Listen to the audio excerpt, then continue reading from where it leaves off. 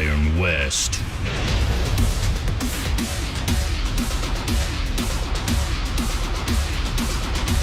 Find the club near you now.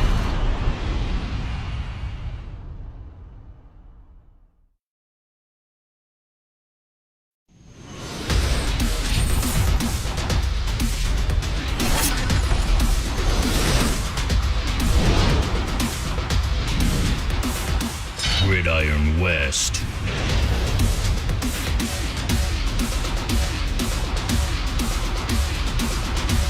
Find the club near you now.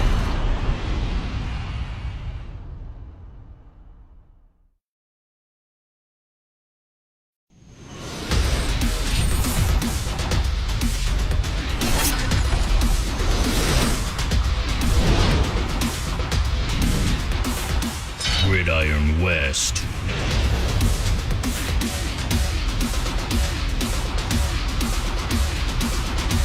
Find the club near you now.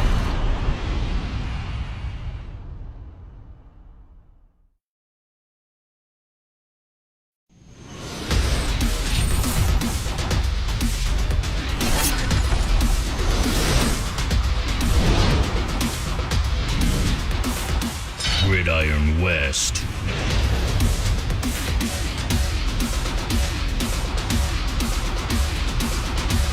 Find the club near you now.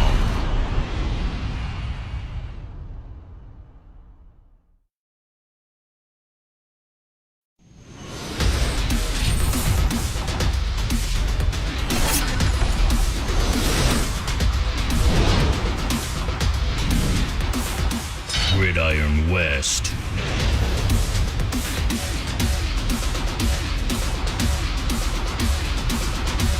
Find the club near you now.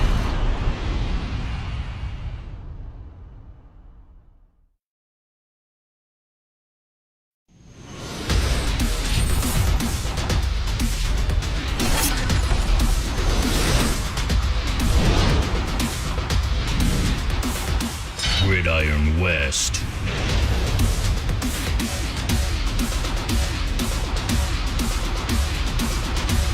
Find the club near you now.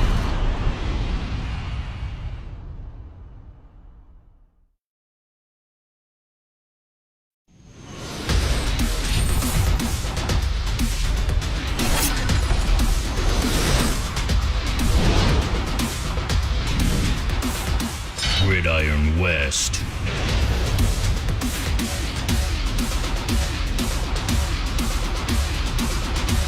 Find the club near you now.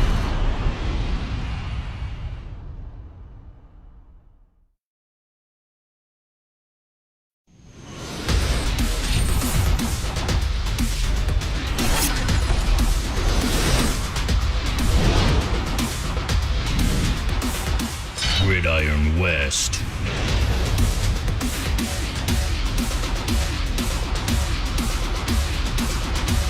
Find the club near you now.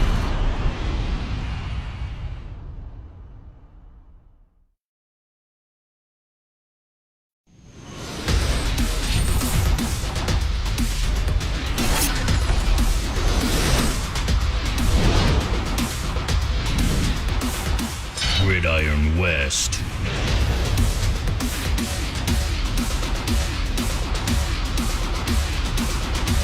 Find the club near you now.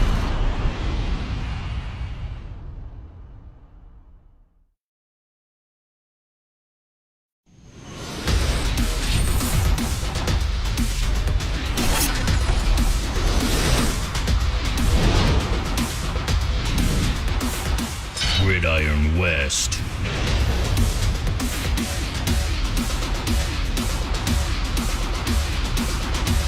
Find the club near you now.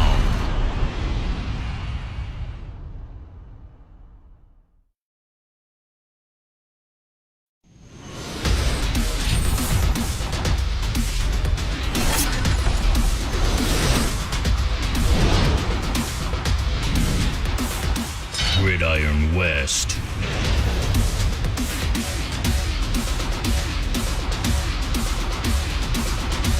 Find a club near you now.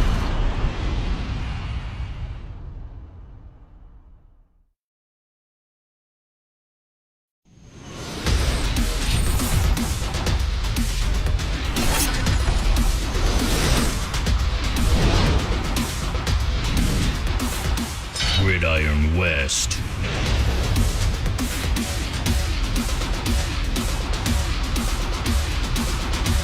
Find a club near you now.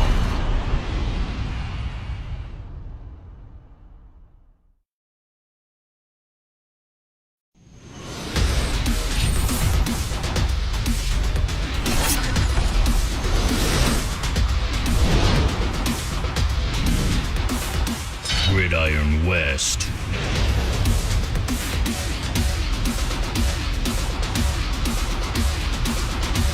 Find a club near you now.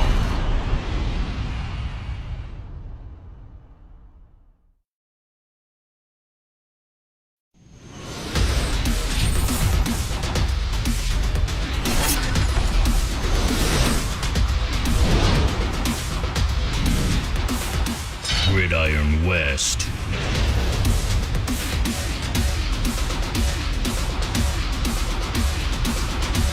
Find a club near you now.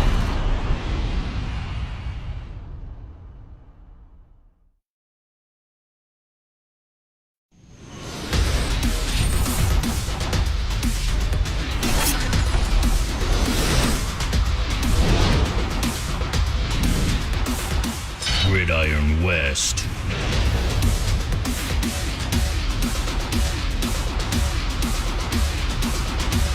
Find a club near you now.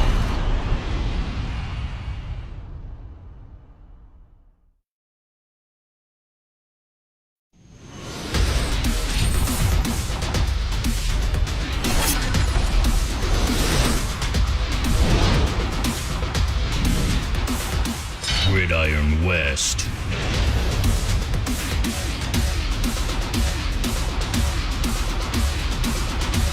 Find a club near you now.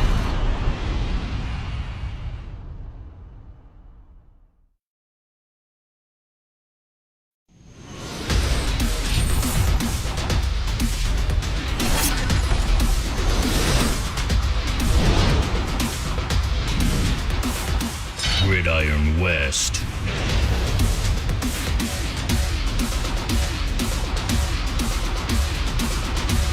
Find a club near you now.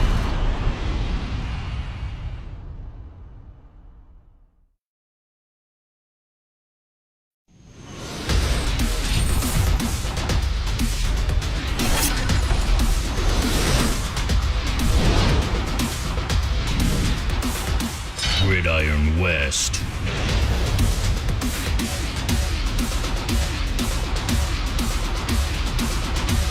Find a club near you now.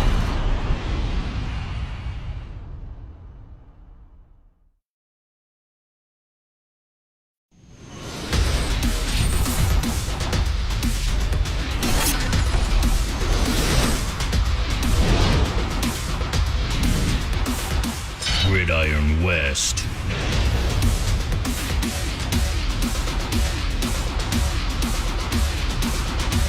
Find a club near you now.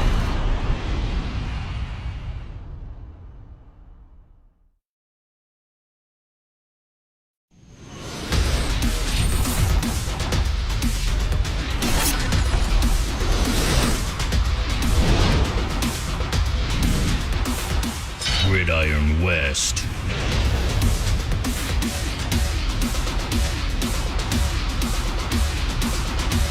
Find a club near you now.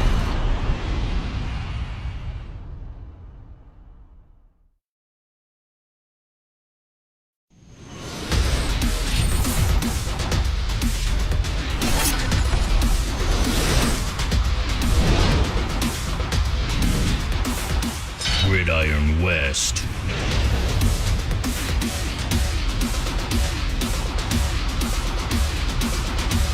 Find a club near you now.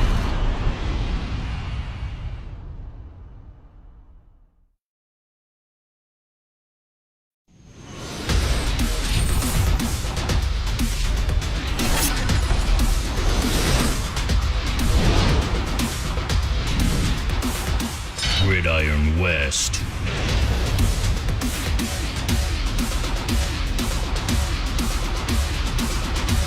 Find a club near you now.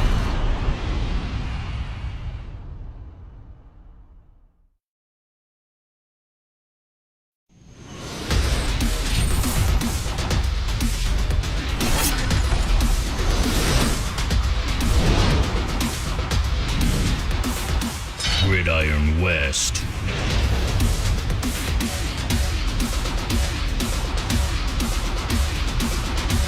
Find a club near you now.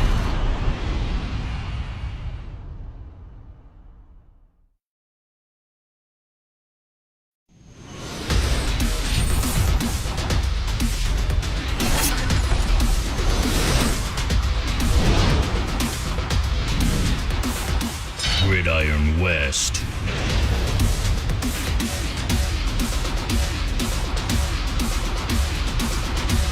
Find a club near you now.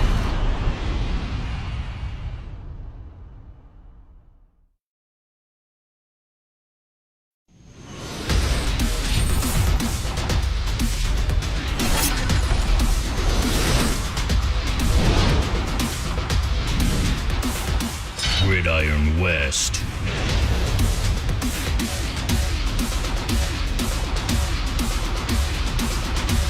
Find a club near you now.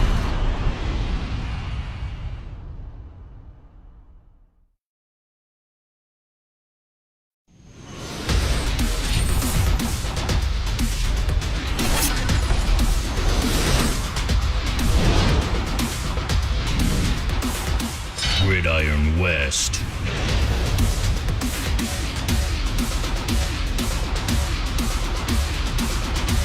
Find a club near you now.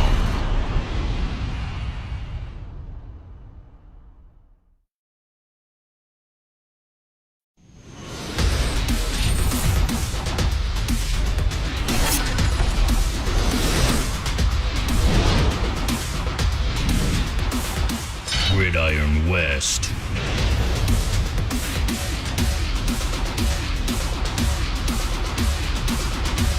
Find the... Well, g'day ladies and gentlemen, and welcome to Dorrien Gardens for the West Bowl number 24 between the Swan City Titans and the Rockingham Vipers. This is set to be an explosive encounter. These have been the two dominant teams all season, one win apiece. I'm Donnie Bell. I'm joined by Dutchie, back for the second game, and the energy has lifted. What am I going to say to that? That was a pretty epic intro right there. That was as good as it gets for, you know, Australian gridiron. No, I'm not saying that was a really good intro. We've got a kickoff already. Donnie, are you ready? Where's your nose? You saw it? This action has started, Donnie. Brand Honda. Yeah, Brand. Wait, look at that already. Great kick return, looking to find some space.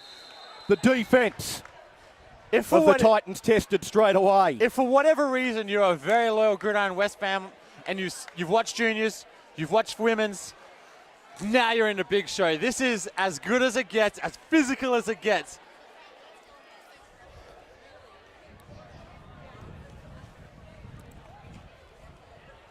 Well, let's see what we've got with this first drive, starting the Vipers with the ball. Because they played once each. Down in Rockingham, it went Rockingham's way. And up at the home of the Titans got a victory, a rare loss for the Vipers.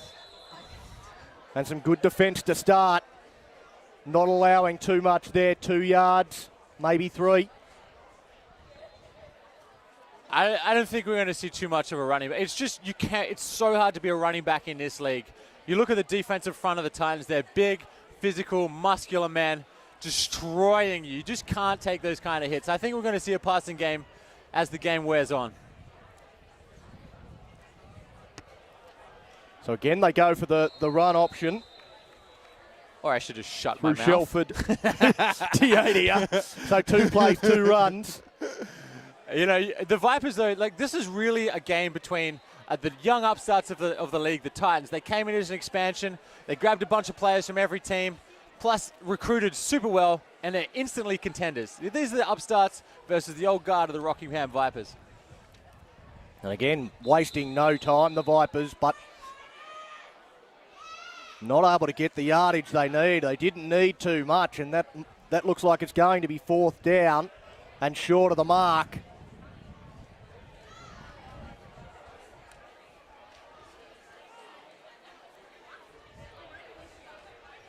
No, he's got the 1st down.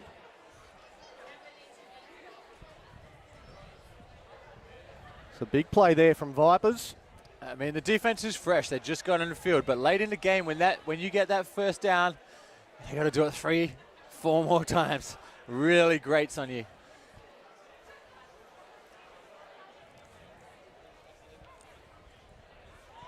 Screen pass, Benny Gastrov. Nifty move there. Again, looking to Brant Honda, who had the good kick return. I just can't stand screens. Seriously. Seriously. Not your favourite play. No. We found that out in the women's You know game. why? Because when you got to catch those things and you've got 6 people that have figured it out, not pleasant. You're not moving. You're not going anywhere. Hard play to pull off. But, you know, we love it. We love it. We keep throwing it. I feel like Ben Gastrov, his strength is his arm. This is the greatest player we've seen in Gridiron West. He's played, I don't know, 25, 28 seasons or something like that, and he's still getting it done. This is a very experienced competitor. He's going to figure out these Titans. It's going to be interesting. Gastrov again looking for the run option. Through Shelford, Teodia.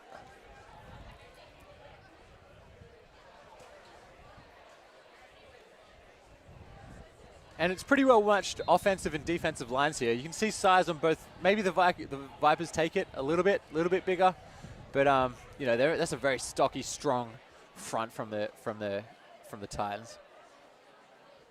Incredibly strong. Because anyone watching out there on the live stream, if we do get any of the names wrong, then please let us know, because I've just got a list of every single player that's played for the Vipers this year. So there's 3 number 1s on the list and 2 21s, and so I've just had a guess, and there is the completion, but the big hit after completion from Trav Haney. That's number 27 for the Vipers. I think that's going to be Bojan Vukic. Okay, stories about Bojan Vukic. Came into the league before we had a juniors as a 16-year-old man-child. Played with the seniors, 15, 16. Absolutely lit it up. Strong. Insane that he's still playing. We're talking back then 2004 or something, 3. He's still playing in the game. Incredibly experienced player. Athlete. Baller. Flag down straight away. The run from Johnson. But we'll have to see what this flag is for.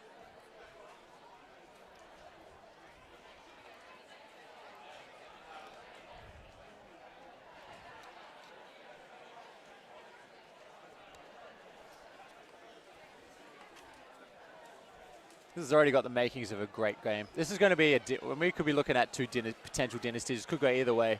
You know, Titans have really come in and they've recruited so well. They're pretty well coached. Got pretty good players on both sides of the ball.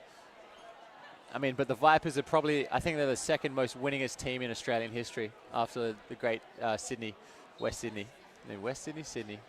But you know, Vipers, they just get it done season to season. So strong, so consistent.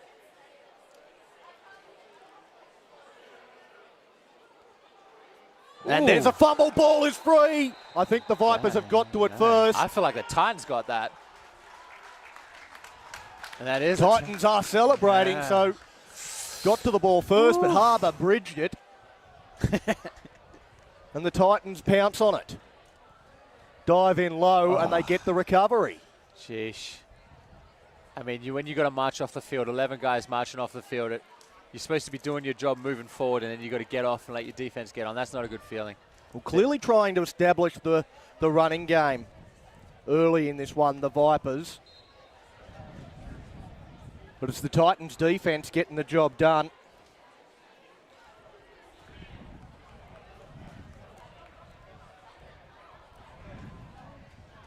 Ty Henry at quarterback, one of those American imports. Henry skips to the outside looking to run. Oh, solid contact. Wow. Good golly, Big Miss hit there. Molly. From Vito Rangeli. Oh, And he jeez. wore it well, Ty Henry. Oh, Ty Henry, I mean, he's solid concrete, that kid. He's been Nothing like a 100-kilo quarterback. That's it.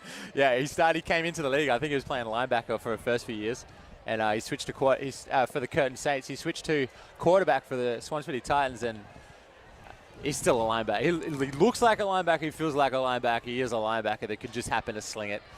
You know, he grows up with those Americans. It's different to what we get. He's got the upbringing. Just knows the game, knows how to lay the wood like that.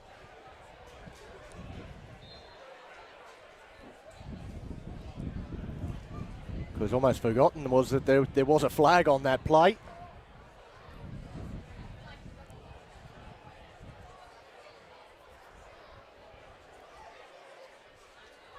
First and long. And That is Big Varka. He's very keen. Very keen. It's getting dragged. It's get off the field. wow. You only make that mistake once in the West Bowl. He's got a big smile though. He knows he was keen. Akiuola.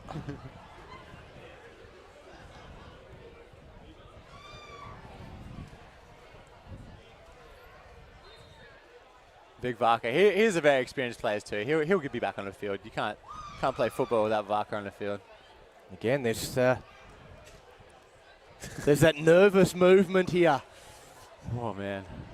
You can feel the energy. Don't you just feel it? It's lifted. And now he's coming back on. Yeah, I told you, you're not playing football without Varka. Get off the field, Varka. It's a gridiron. I think the referees initiated that change. So what? Probably did. We ain't reffing this game. We ain't playing. Dropping back, looking to pass. Oh, over the my top. Here's God. a great one. Oh, my gathered in, and the Titans, they have lit up the West Bowl. Luke Turner with a touchdown. Wow. Oh my good golly, Miss Molly. And I mean, I'm guaranteeing 99% of people watching the ball in the air there. But if you looked back at the hit that Ty Henry took when he threw that ball, he was in big trouble. Big trouble. But the degree of difficulty on that catch, sky high. And it's going to count for nothing. No, no. There's a flag on it, and we are coming back. No. Crowd not happy. I Wow. can barely hear you, Donnie, though, through the crowd's deplorable deplorization of. Oh, dear.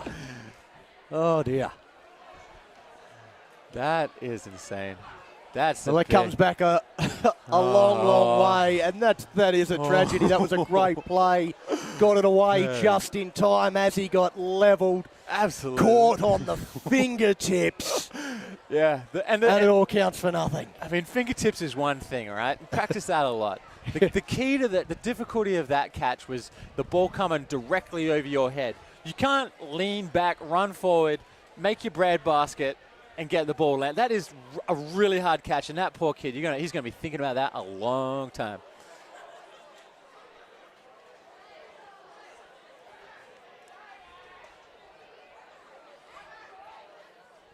Oh, double reverse. Double reverse. Jake Taylor unable to pick up any yardage there, and you look at where that first down marker is, and it is a long way away. It's over the horizon for the Titans. Back up. It might as well be Swan City.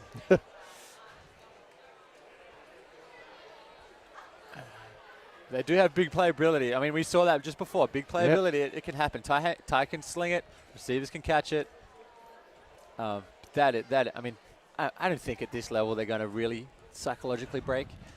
But that's a gut punch for sure.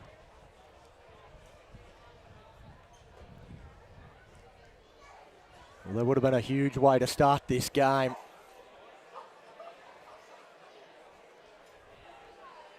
Instead, we're completely down the other end of the field. He's looking long, now looking to run. He's going to have to run now, and he's got plenty of pace. He looks for the sideline. Runs out of bounds. There, Henry. Yeah, he wasn't going to make that kind of distance, but make no mistake, Ty Henry is a baller. He can. All he needs to do is get out there one-on-one with a cornerback, just get the right couple of blocks, seal in some linebackers, and when you're a cornerback looking at that guy running at you, it's over. You know, just lie down on the field.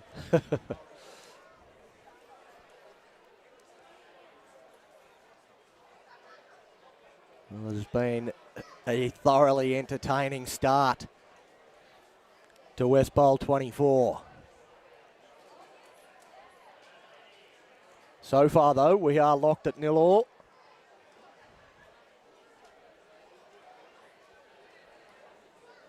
Henry drops back again, looking for options. Can't find any that he likes. Oh, and he's chopped down by Henry Burns.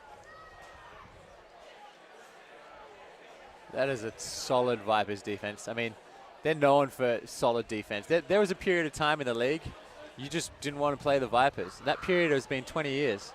You don't want to get on the field. There's no Vipers defense in the last 2 decades you've ever wanted to play against. Friday night, you know, you're just lying in bed thinking about these big units. It's no fun. It's no fun playing against this defense.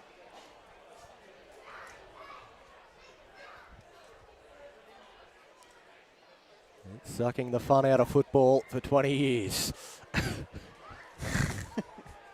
Unless you're a Viper, then you'd be loving well, it. Exactly. City of Rockingham. They're loving life. You just see the articles in like the Rockingham Gazette out there for this. Definitely underrated. Definitely don't get the recognition on the Perth level. You know, this is as good as a dynasty as Western Australia has in any sport.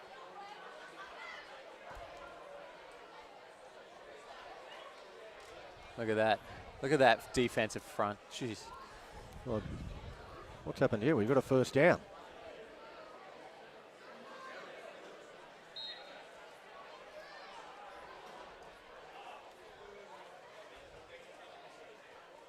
Sure exactly what's happened there, but we've reset. The Titans have got a first down. God. Henry goes over the top and a pinpoint. Boy. Wow, he dropped that almost straight into the breadbasket there of Luke Turner.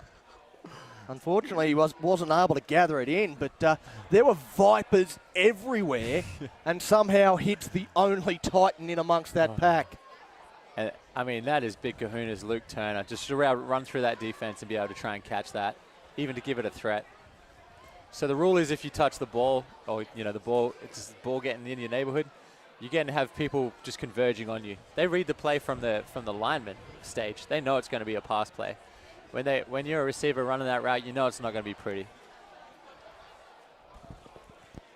God, that was a big hit on Turner there. Jeez. Henry looking to sneak and picks up a couple.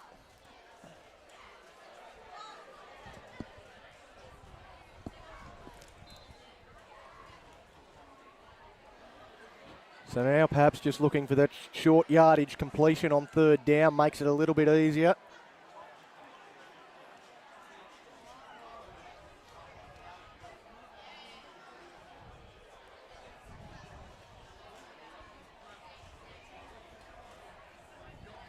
Henry just trying to line up Turner. Oh. And again, nerves playing a big role here. He's not off. He might be off. That wasn't Vaka, though. Vaka's coming off. Simona Uili.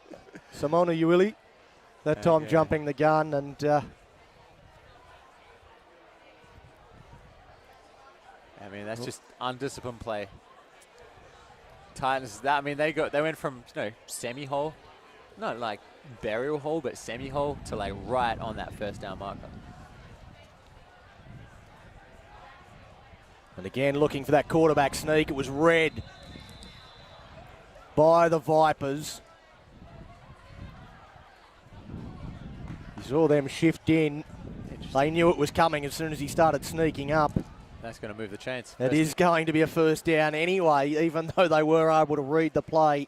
Yeah, that's tough. I mean, we just saw Ty Henry sneak up the middle before, so he might have seen a gap beforehand, something that he knew. That was definitely a sneak opportunity there to get that first down, but you don't want to be doing too many of those. You want to be starting getting your receivers in the game, start getting your personnel in the flow.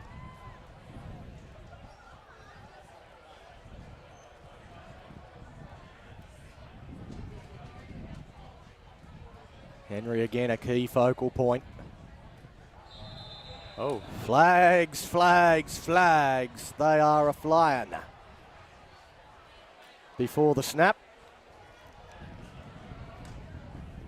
This one's going to go the other way. Yep, that looks like it's going to be a legal move on the offense, so could be a lineman moving, might have been 2 people in motion.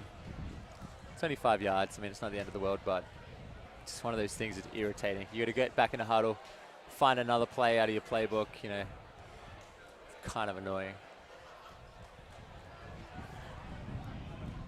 Big receivers there for the Titans. They go with a 5, empty backfield. That's a lot of faith in Henry.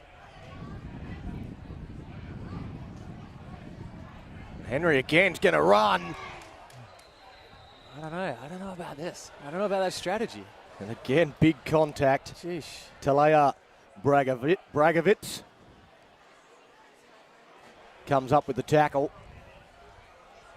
Again, both teams are showing a willingness to run early in this game. Yeah, but I don't know if running your quarterback is the best strategy. Like, unless you've got an amazing backup. You see, like, the Cam Newton kind of, Colin Kaepernick, that kind of strategy is all well and good. But if he takes a big hit, who have you got? And that's a really huge front. Look at that, 92 for the Vipers there. That's a Pelele. Do you know who that is? So Pelele, the Hulk? Yeah. That's like a cousin or a brother or something like that. That is not messing around. Don't run your quarterback into a guy like that. It's good advice, good life advice.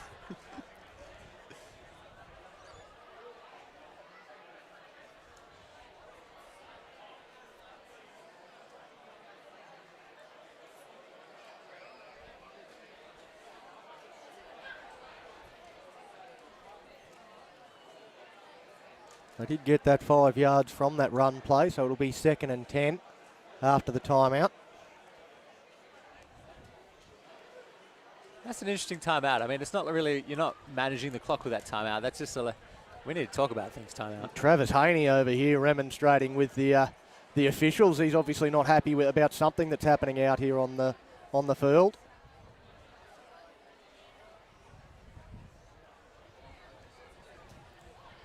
He was quite animated in that discussion. He's a bloke that could talk the legs off a chair, though, so... Look at that, empty backfield again. Maybe they know something we don't. Let's see.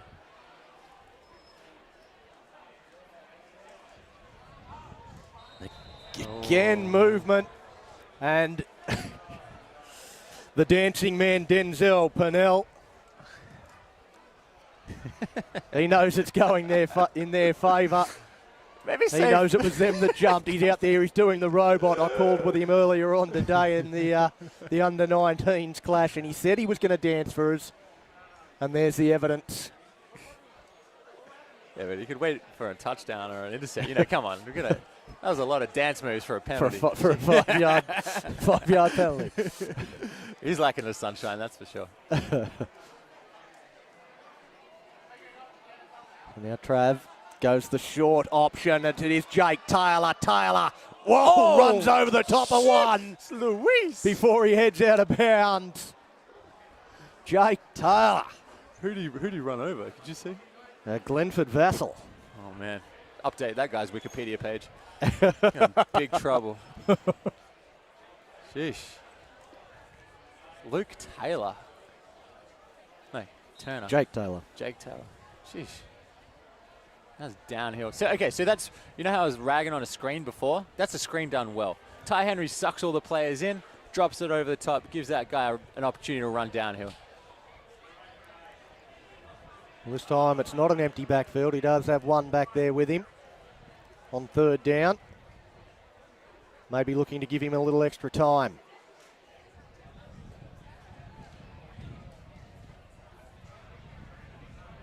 Oh. And he's going to go himself. Chop down. He's going to be close, but it's going to be just short.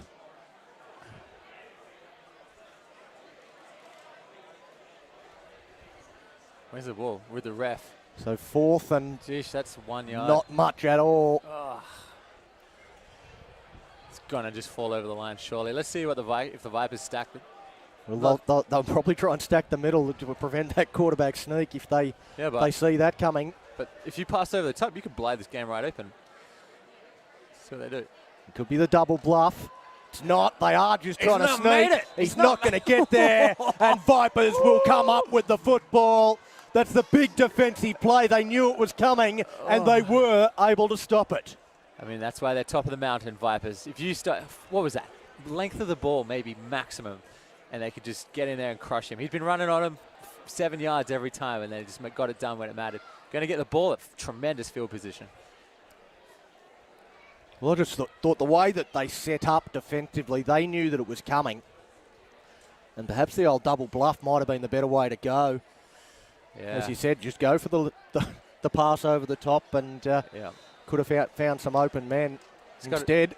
Just got to play the odds at that point. I mean, if things go badly, you're going to get no yards. You're going to give it to the 50. If you don't make the down, you're going to give it to them. But if you can break the game wide open, take them to 4 downs and then just drop it over the top, maybe. Low percentage, but, I mean, when you're at at the grand final, you've got to kind of take those chances. Let's just put it this way. If it was Madden, I definitely would have done that. If it was Madden, I would have gone the quarterback sneak every time. That's why my friends do not let me play anymore. Play like Gridiron West. We don't kick field goals. Jeez, just go for it.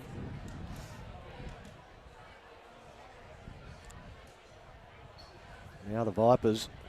Great handoff. Honda. Oh, Honda back one way comes. Oh, no. Oh, fantastic. From one side of the field all the way to the other. Travis Haney. That's a tremendous with the tackle. Tremendous tackle. I mean, Honda is as elusive as a player as you're going to get. You just see the way he cut back through the linebackers, weave, and then to get tackled in open field. That's a great tackle. That's just good old-fashioned open field tackle. Damn. And you just think of like the decision level, the decision making that Honda's making when he's running. Like there's a little bit of instinct, but trying to like spot the defense, insane.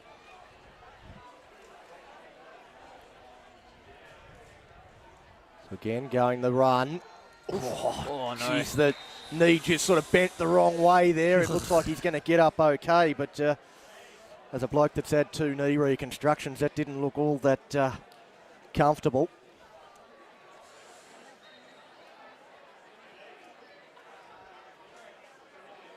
Obviously made of rubber, the way that he bounces back up. Yeah. I mean, we're lucky. We're playing this on a really. This ground is as good, as perfect as a ground as it gets. We played. Some games are in sandpits, some are in divots, mud, rain, hail, shine. But this is the perfect football situation. So dropping back to pass. Finds Vincent Villicano. And that'll be a first down. Big Vinny. Ben Gastrov, I mean, if you just look at that, the way he put the ball in the back shoulder, the only place that receiver was going to get it, and then give him the option to either cut inside or take it out of bounds for a safe. If he gets hit at that point when he's not facing upfield, facing the defenders, and it's a fumble, it's still out of bounds. That's a really high percentage pass and something that nobody does better than Ben Gastrov. Well, at the end of the first quarter, it is 0-0. No score. The Vipers, though, they are marching forward. We'll take a very quick break and then we'll be back.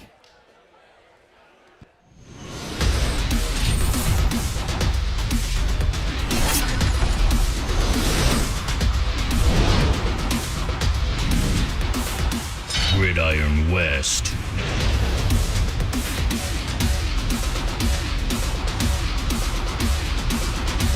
Find the club near you now.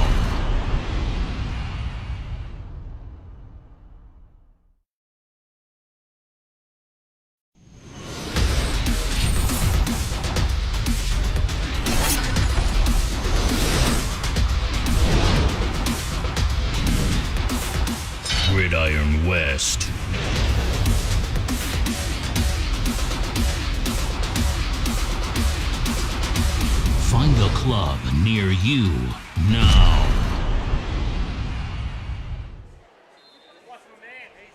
Well, g'day and welcome back to Dorrien Gardens. We're about to get underway in the second quarter. It is 0-0, no score yet.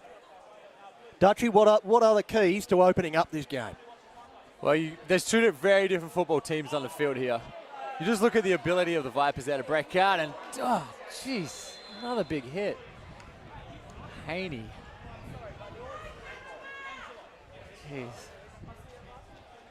Well, Trev Haney living up to his reputation.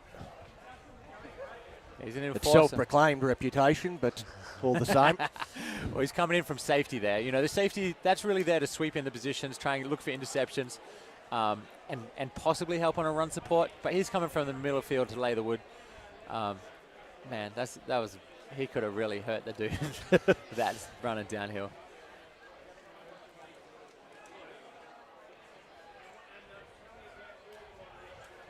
So second down again. They look to run through Villicano. Oh, that's great. And once again, it's up to Haney to come up with the stop. And that's it. I feel like, so when we're talking about keys of the games, I feel like the Vipers here, they're a vertical attack team, another vertical attack team. Gastrov, he loves to hit the corners. He's super accurate on the deep pass. So we're looking for end zones to the corners, fades, deep routes like that. They also like to run a post at the safety. So if you can see Haney there, his ferocity when he's coming down. But if you can run a couple of receivers at him and so he can't make a decision, he has to guard one of them and then look for those corners. That's kind of trademark Gastrov. So deep pass, vertical game. But if they're getting it down the run, I mean, don't fix what ain't broke. And again, they go the run with Villicano.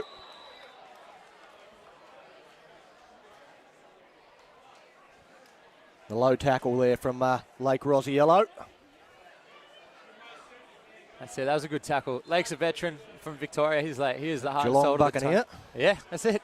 He's the heart and soul there of the Titans team. You know, the spiritual leader. And when you see him getting involved, making tackles like that, I feel like a team would rally. But if you're taking all those kind of run hits, it really does take its toll on your energy levels.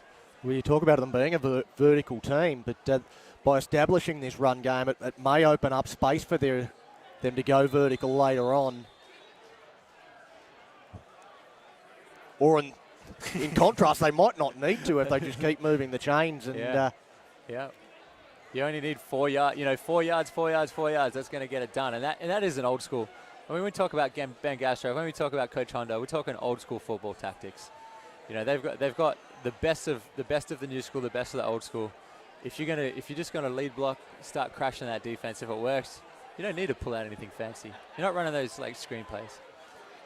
And now it's with Gastrov, and he gets the first down with a sneak of his own. He shows the Titans how to do it there. Now they got options. They weren't able to get it done on fourth down and short. Yeah, they got options now. You know, the game does get compressed down here. It's a lot harder. There's a lot more players in that red zone. But this guy, he's as good as bankable. You're looking for an out. Might be a fade across the top. Might be a quick slant down the middle. Or who knows? They might just run it down the field. But I'll be looking for a quick slant or an out here. I'm thinking Ben Gastrov out.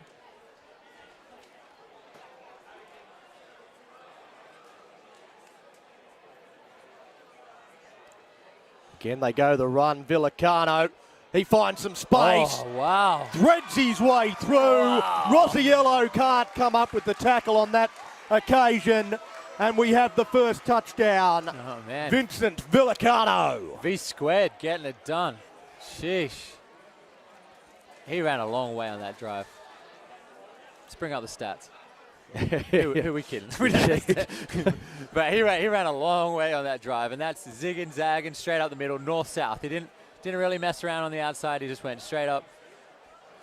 Just carved him up on the inside. I mean, you can look at the Titans' body language. They aren't happy with that. They're going to respond. Well, it hasn't been what we expected. We expected the passing game to come to the fore. Yeah, that's it. And they run in. Oh, flag thrown. And it's getting waved off.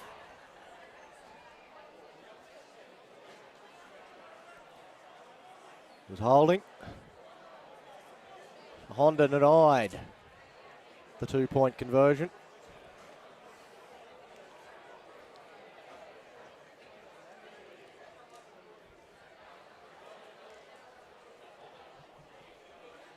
That's a very impressive series by Vincent Villicana. He isn't the biggest player in the world, but you know, this must be a baller.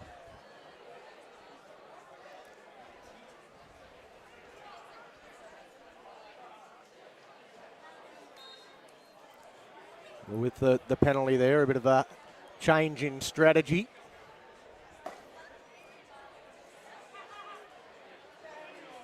The champagne popping down here Is that what that already. They've gone off early. That was one of the Rockingham crowd. And again flags. Third attempt for a conversion. Yeah, I mean, this isn't like really a critical point in the game, but nice to have 2 points. This is going to be a deep pass for a 2-point conversion. Don't see that too often. Well, they could come out for the long-range extra point attempt now. Yeah, but I mean, if you get the benefits of getting that done with such simple plays is you haven't like shown all your cards. You've just dropped the draw 4. You've still got things in your arsenal there as you can pull out deep in the game. The defense hasn't seen it yet, and if they can keep that till halftime, the defense hasn't got anything to read or to adjust to. So they've done very clever. Keep it simple early. Get it done. If it's getting it done, don't change it. Gastrov Gummit looking That's over the his fade. top. Oh, Yeah. Oh, sheesh. Fence there.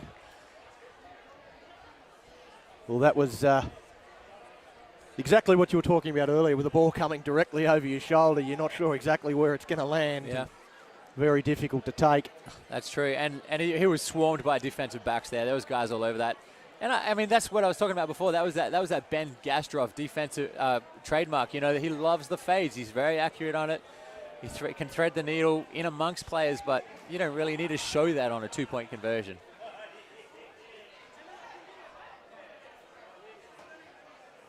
But that was a very impressive drive by a very physical Vipers team. It felt like downhill to you, didn't it? It did, yeah.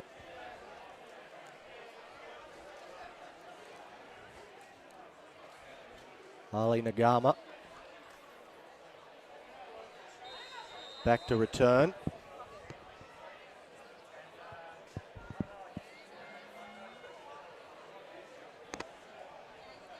Also Tyron Quinn.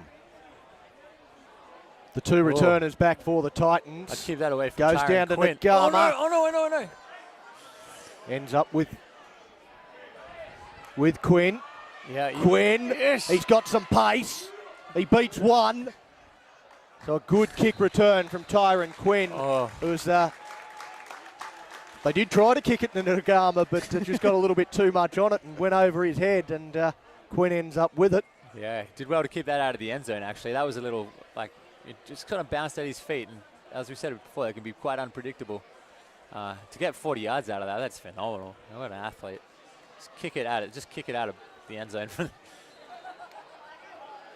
Yeah. It is a good, fun passage of the game, though, kickoffs, kick returns, special teams. You know, it's often underrated. It's where, like, inexperienced players, you just sort of hide them in there, but it is really important phase of the game. Let's see what the Titans can come up with now on this drive.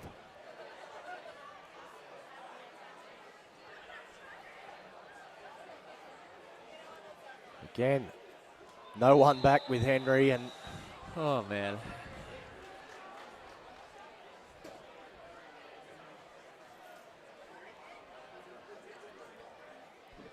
well, we've seen this a little bit too often from the Titans so far. We've seen a couple of false starts from the Vipers defense as well, so everyone a little bit jumpy. Yeah. That's it. It just makes things a little bit harder. Coming out with that empty back, 5 receivers, that's tough to cover for any defense.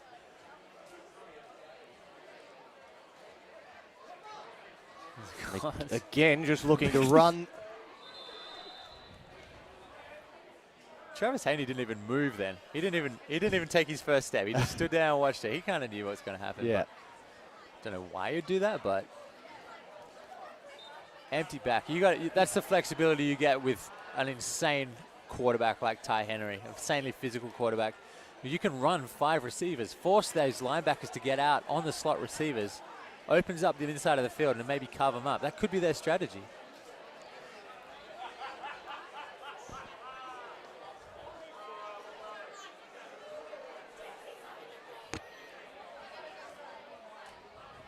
He's got Jake Taylor back there with him this time, but again, it's a run from Ty Henry.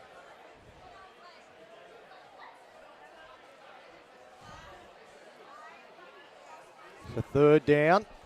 Still need another 7 on these next couple of plays.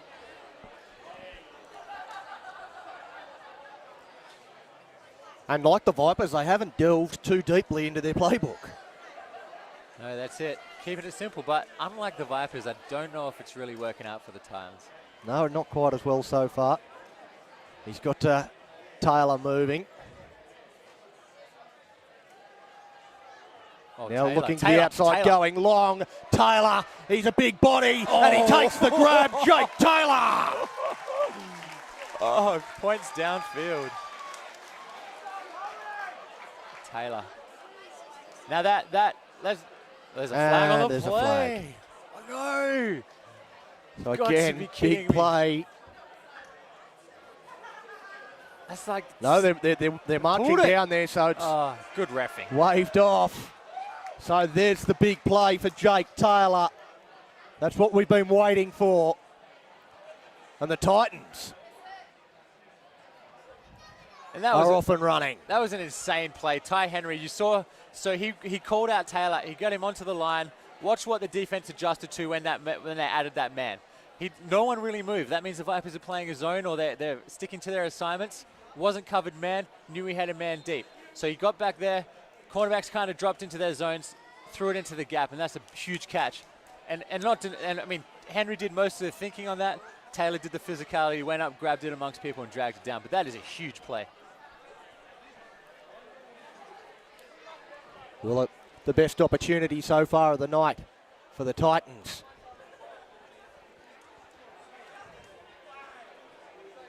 Henry pops back, has a look, he's got some space. Henry finds a crease. Shit. Well, I think he has got to the 1st down marker there, gone out of bounds and then been hit after he's got out. Yeah. So that was the reason, I think, for the flag after the play was completed. Sheesh. They're going to call that. They're going to call that every time, especially on a quarterback. Maybe he's using, the James Harden strategy. Is he a quarterback though? And he's like engineered in a lab quarterback. but he can go down there. But if he takes a hit like that, he's going to bounce back up. But he might get a targeting. No, it hasn't gone that way at all. So it's actually gone against the Titans. That's interesting. That's very interesting. So it was a holding call, I believe. Oh God, holding. I mean, holding is important. If you got your QB running out like that, you kind of want to hold those big guys. If you can get away with it, but the refs under that one.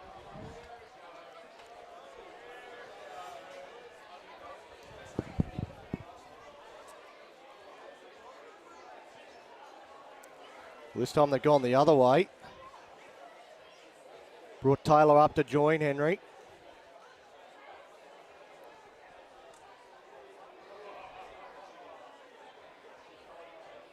Hoping to get a jump here from the Vipers.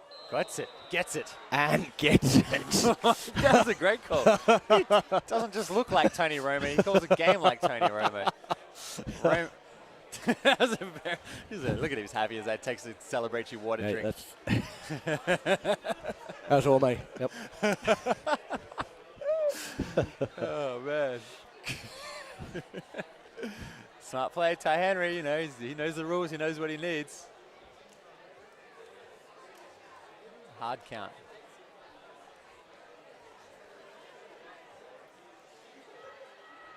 Again, Henry and with Taylor in the backfield with him. What are these two going to cook up? Oh, Man. Tries a bit of sleight of hand and goes himself. That's Again, crazy. bashing himself into the defensive line. Yeah. It's craziness to see a quarterback play the way that Ty Henry does. And that was such a weird play. It would be weird for everybody on the field because they ran together in unison with Ty Henry in the ball in Taylor's hands, and then at the last second pulled it, went himself. It's like the old Mighty Ducks flying V formation play kind of deal. Just a little bit different. Yeah, strange play, but when you got a quarterback like that, you got flexibility. My one point of concern for the Titans is they haven't shown a lot of. I mean, they haven't shown many plays, which is, I think, at this point of the game, a good thing. But they haven't shown a lot of star players breaking out and taking the game over. It has been Henry. It has been Taylor. Has there been anyone else? Not really. No. I mean, the offensive line's obviously doing a good job. But if you're lining up with 5 receivers, I mean, start hitting other guys, hitting outs, hit in, hit slants, hit hitches. You carve them up like that. Don't just try and look for the deep one or run with Ty. Got to have more to it than that. And one thing that has stood out is both teams have come with a very simple game plan so far. Maybe looking to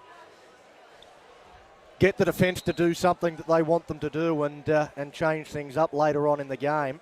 Yeah. Or just pound them to dust. Could just be that strategy. With a quarterback. Yeah, exactly. Exactly. Maybe they know that, maybe the bigger the man, the harder it is to move. You could really tire out easily. Maybe they're just trying to sort of a rope-a-dope with your quarterback. Again, they're in very good position though, the Titans. 6-0 to the Vipers. Again, it's Taylor and Henry in the backfield. Oh. And again, it's Henry that runs. Henry looking to use his speed. Gets a good block, and he gets all the way. No flag down. This one's all clear. Touchdown, Ty Henry. Sheesh. And I don't know if you saw, I mean, God, what wheels to the outside, right? He's beat all those defensive players. But good blocking by the receivers to seal in their player. And then, I don't know if you saw the aftermath of the option. So he did the fake handoff, sucked him in. He got demolished. The running back got demolished. Taylor, yeah. And Henry's off. That's kind of maybe that strategy. It's a deceptive play, but it needs to be set up with that play action, that kind of fake handoff like that. And that just paid dividends. A long discussion in the huddle here for the Titans. 6-all. Kick to come, so to speak. Yeah.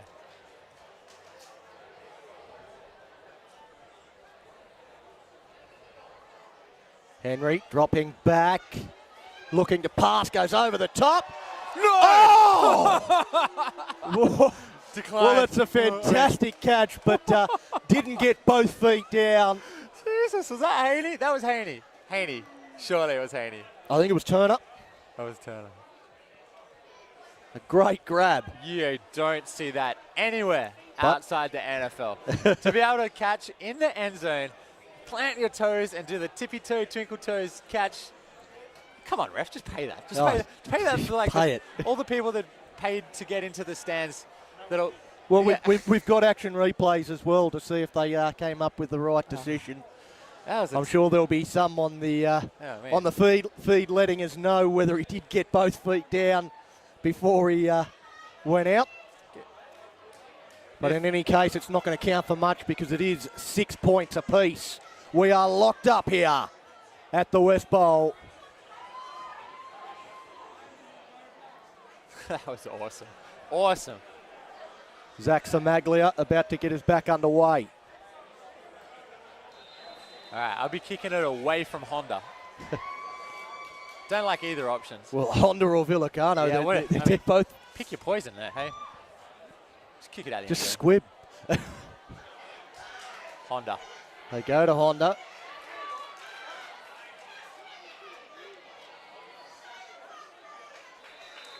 And Honda, a decent return, but put down by George May.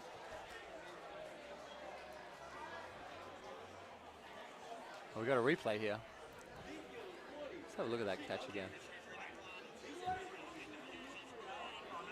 That's the wheels of Henry. That was unbelievable to get to the outside and just commit. It's so when you've got so much going on in your head as a quarterback, there's so many decisions to make, but he didn't. He just made the one decision, and that is pedal to the metal, get to the outside, and he just thundered it through. No, there was no one even touched him. Incredible.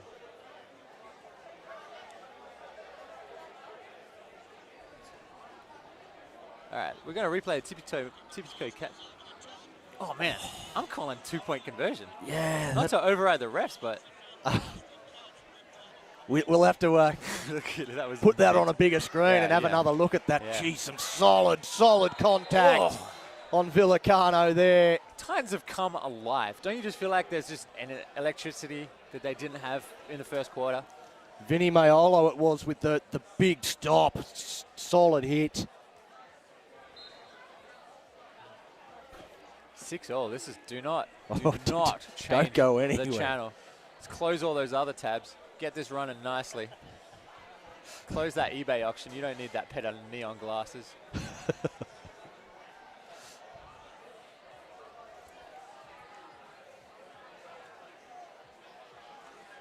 And a flag down. And straight through goes obviously Villicano. V-Squared did not get the memo that there was a flag because he kept running and dragging Titans players with him. Well, of course, you. Oh, they're going to go back 5. Gosh, God, holding. Brutal. Well, they've been consistent at least. Oh, did you see the catch by the ref? Sign him up. One-hander. Sign him up. He was like half calling a call and then he caught it one-handed. Go ref. Holding. I mean, that is just the bane of their existence at this point in time.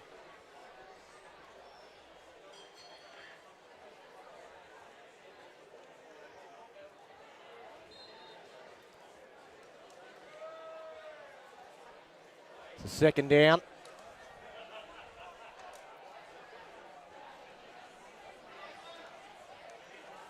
Big Ben. Dropping back. He's out. Oh, no. Strangely well, that's that was one of the few times he hasn't hit the mark that he's been aiming for there, Ben Gastrov. To be fair, he was throwing towards his own bench line, so there was probably about, what are we looking at? A lot of 30 targets. maroon jackets to like blend it in with, so, you know. He doesn't really make mistakes, that Ben Gastrov, so, you know, it's a little uncharacteristic.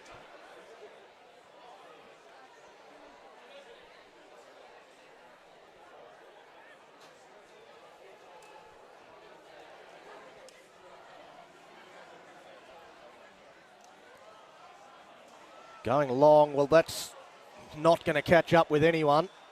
The flag thrown. A long way downfield. Weird flag. Something. Bit of sign language.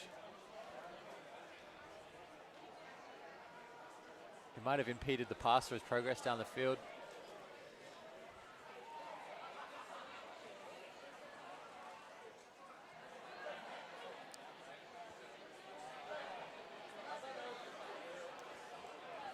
Ah.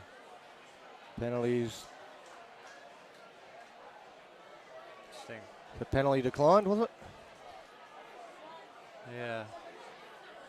I mean, that was, again, a little bit inaccurate by Ben Gastrov. He loves those balls, but the Titans' defense there, really smart coverage in the backfield. And I guess that's going to be Haney, number 23, that safety, was all over that. That's really hard to get to the side of the field and cover a fast receiver, but he did a great job. So it's going to be a punt. We've got a punt. Tyron Quinn back to return.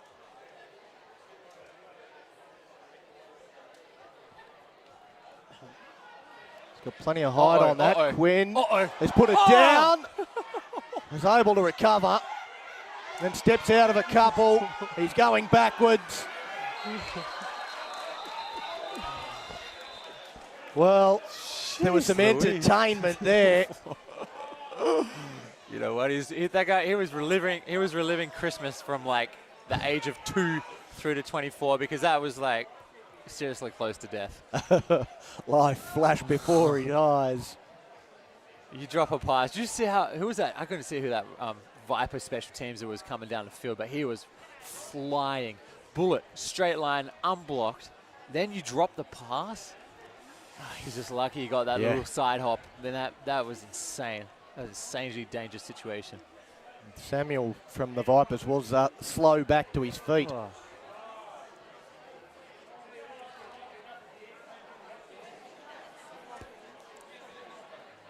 Well, here we go.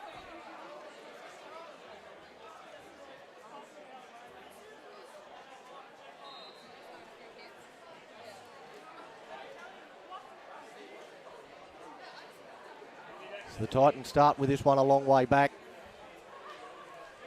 This game has given us a little bit of everything so far. 6 points apiece, a real tough tussle.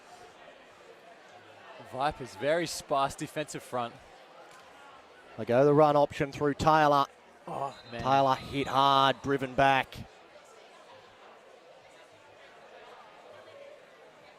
I mean, you've really got to hand it to the Titans here. They're really throwing it at the Vipers. Vipers traditionally play a 5-2, so that's 5 big men up the front, 2 linebackers. They've changed it up here. They're going 3, maybe 4, sometimes 5 linebackers out there to cover. So very different style of play that the Vipers have shown. But those linebackers getting up, making tackles on the outside like that. Interesting. 92, that's Pelele. So the Hulk, shout out. Let us know. That's a cousin, I'm sure of it.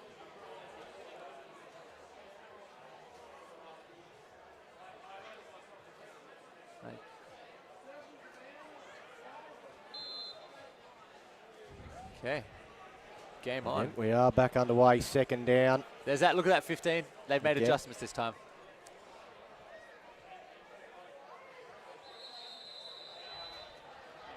Might be on the offense. Could be buried. Yep. Oof. Oof.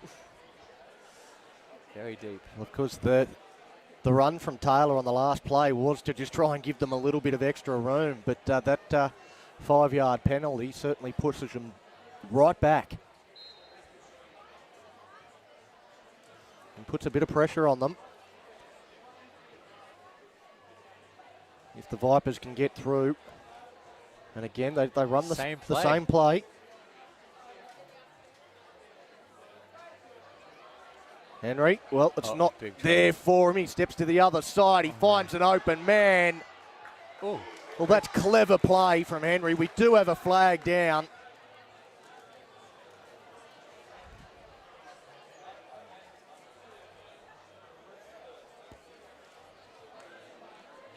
And I don't think we're coming. I think we're going to come back here.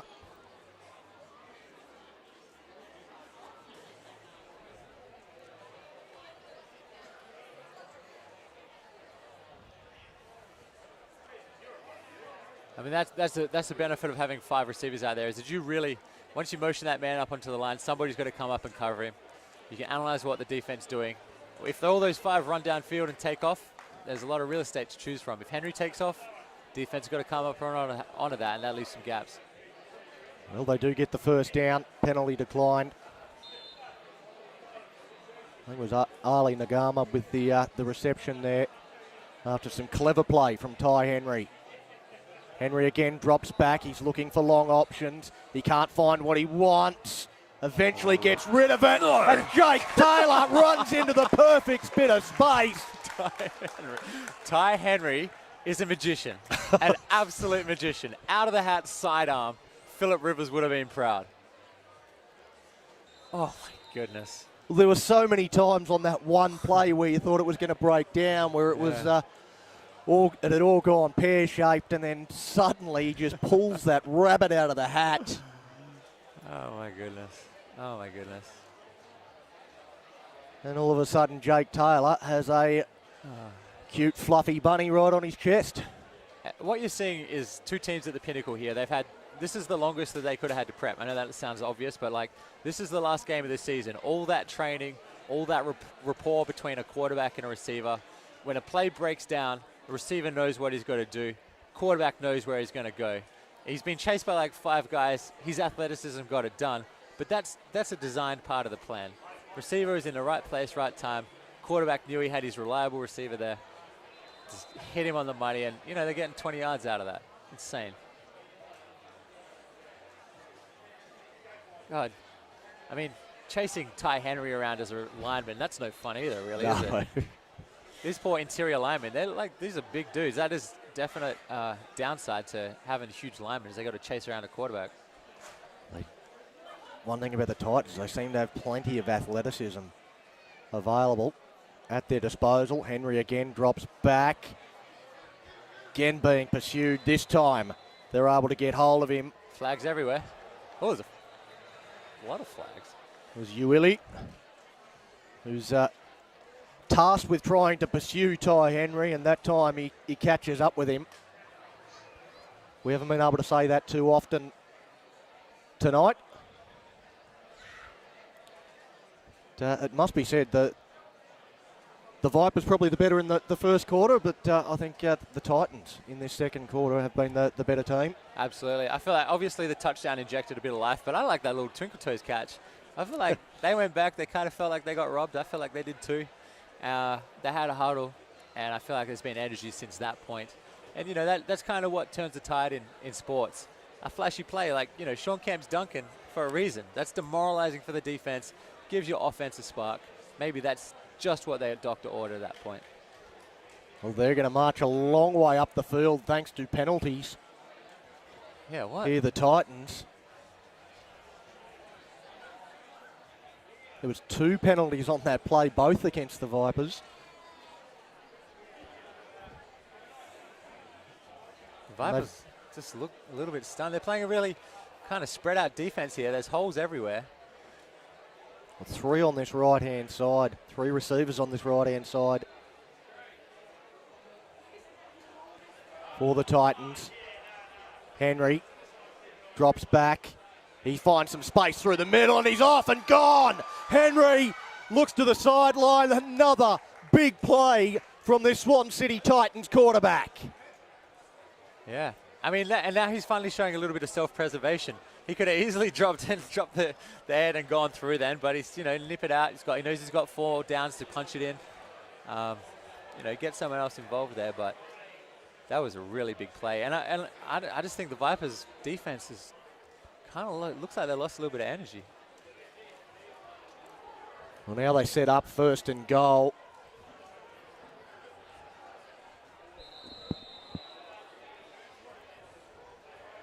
And I think do we have a timeout here?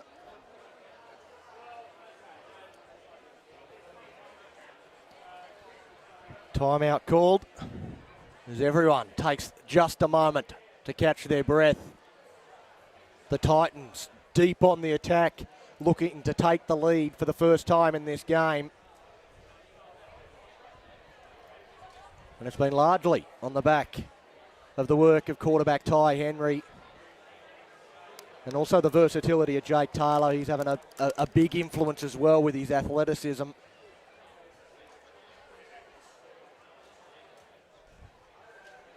And the Vipers, they look a little rattled at the minute.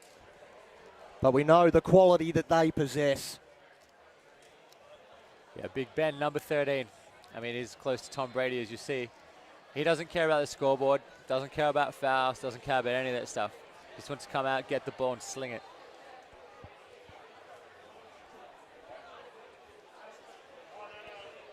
So Henry back here by himself, takes the catch, has to step around a couple. There's not much doing. He did beat a few before he finally got cleaned up. Cleaned up he did. Iona Uili. There's a few Uilis out there for the Vipers. There's Iona on this occasion that came up with the tackle. Goes back to Henry. Henry again pops a short one over the top. Oh, man. Well, he was looking to link up with Nagama. Flag went down as well. So I don't know if there was any interference on the catches.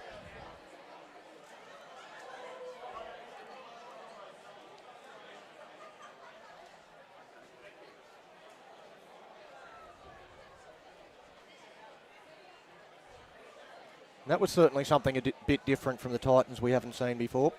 Yeah, Ty Henry running backwards. No flag on the plate.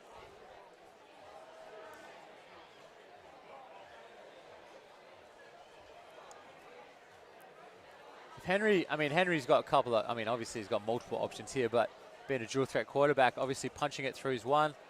Could link up with Taylor, do that little double move again. But if he runs out, it looks like they're coming out with a full stack of receivers. There's hitches, there's slants, there's hooks.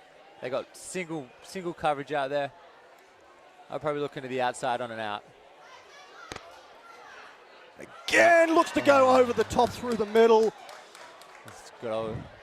Was looking for Trav Haney on that occasion, but the hand stuck up.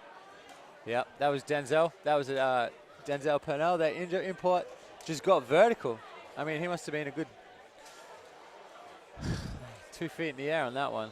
Broke up that play. That was touchdown material. Henry made the right call. Absolutely, athleticism prevented that. Massive play there from Denzel to keep this game locked. And another timeout. Lake Rosiello wants the chat.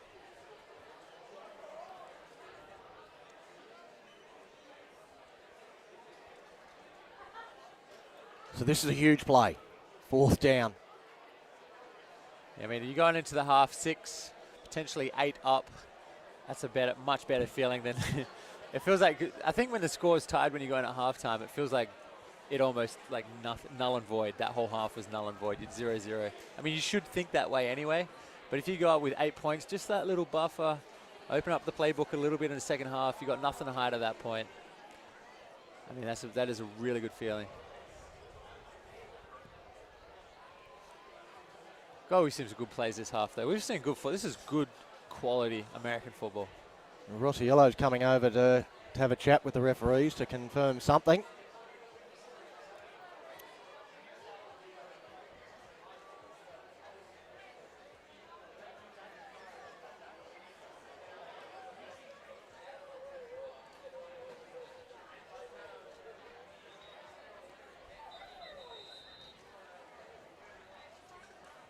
Again, it's always difficult to know how long is left. I know we've got the clock on the screen that you're watching at the moment, but that only gives you an indication as how long it's been going. It's just a continuous clock.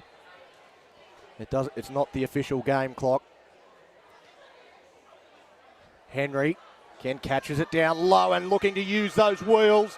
He pulls up, pops it in and hit the hands and pops out. Well, that's the first time that Taylor hasn't been able to reel in the miracle pass from Ty Henry. I do not blame Taylor for dropping that. Oh, no, not at all. There was 4 linebackers sitting there. He was kind of running away with the flight of the ball. Henry was on his back foot. I mean, that was thing, but oh my God, what a huge play. Vipers offense now takes the field. They get out of jail. He's used all his get out of jail free cards with that one. That's a huge play. There's been a few big moments in this game already. Sheesh. All right, now, this is where we see some Gastrov magic.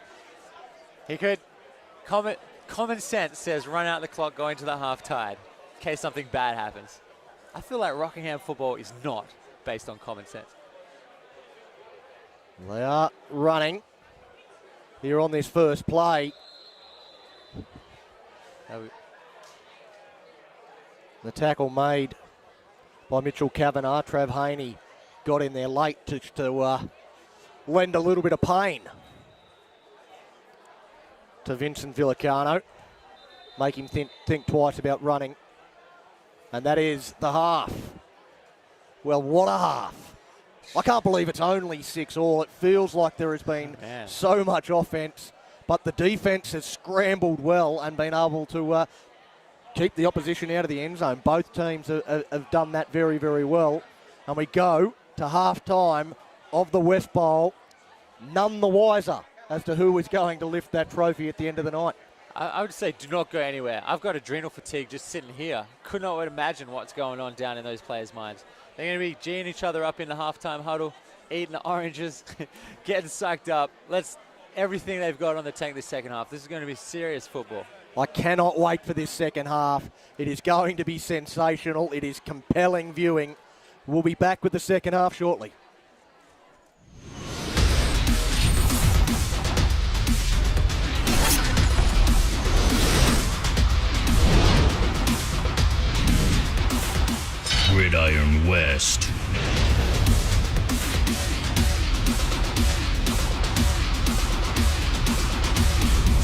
club near you now.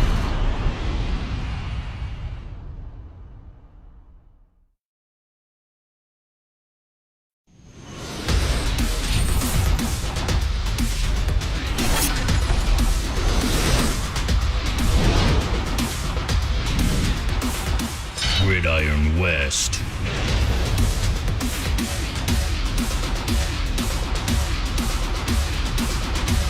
Find the club near you now.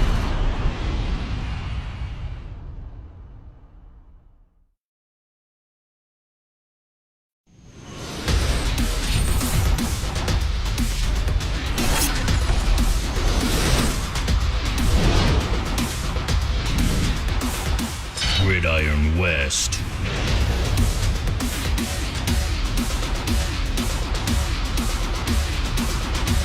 Find the club near you now.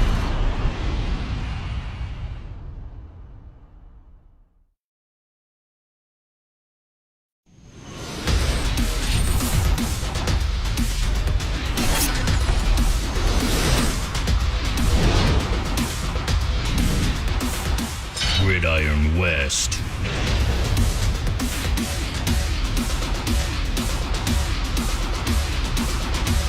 Find the club near you now.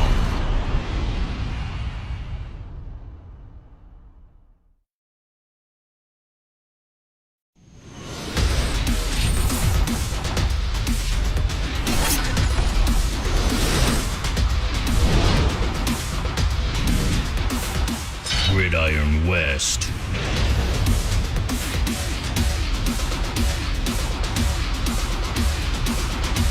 Find the club near you now.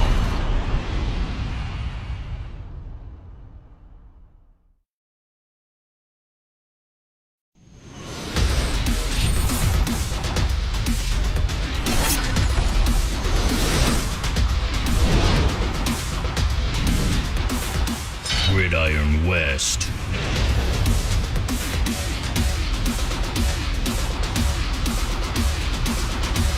Find the club near you now.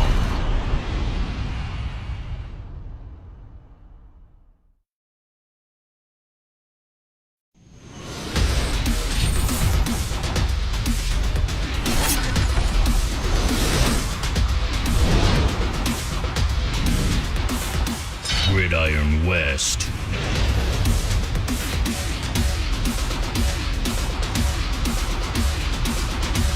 Find the club near you now.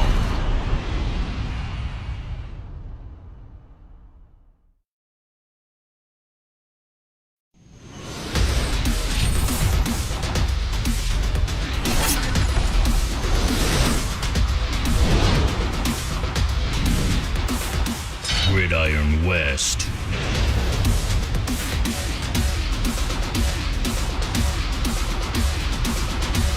Find the club near you now.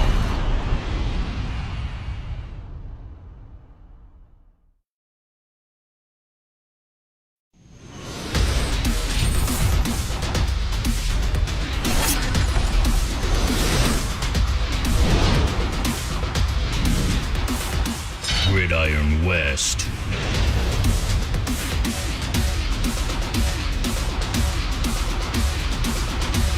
Find the club near you now.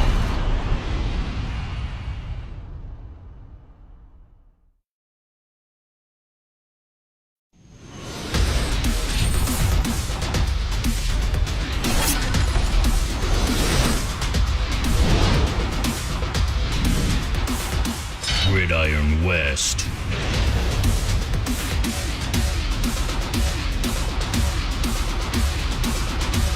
Find the club near you now.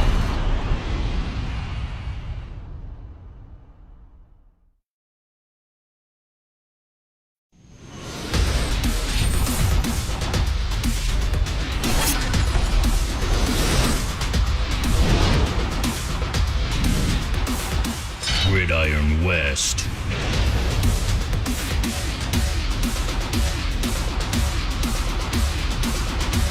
Find the club near you now.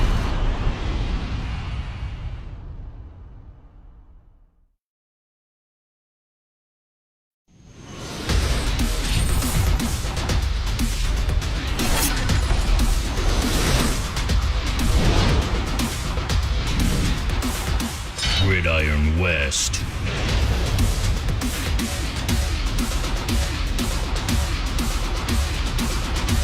Find a club near you now.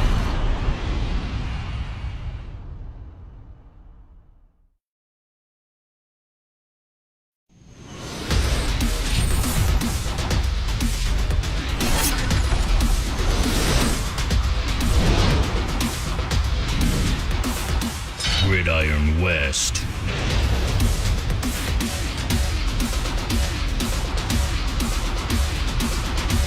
Find a club near you now.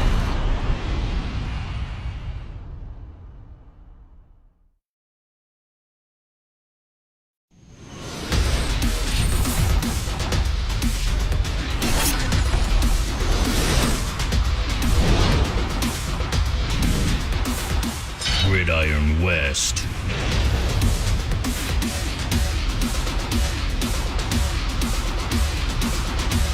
Find a club near you now.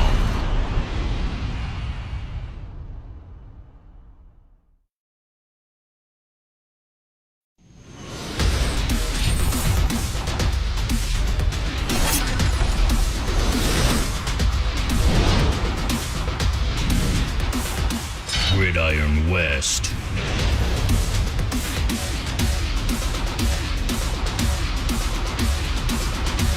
Find a club near you now.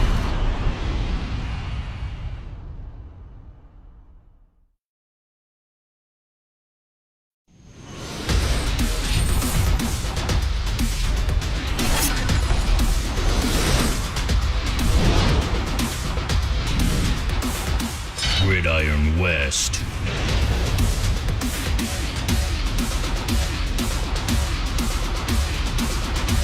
Find a club near you now.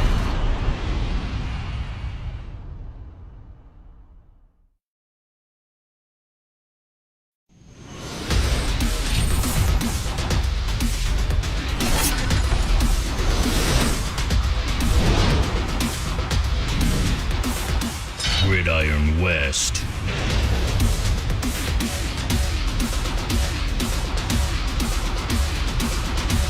Find a club near you now.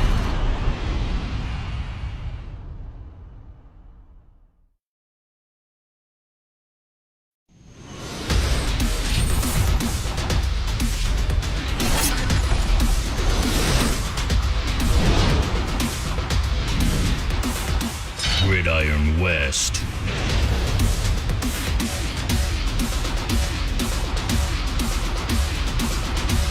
Find a club near you now.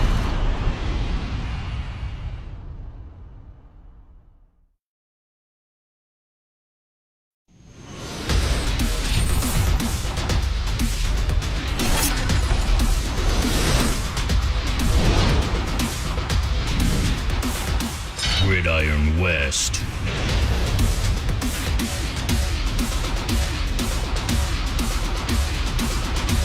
Find a club near you now.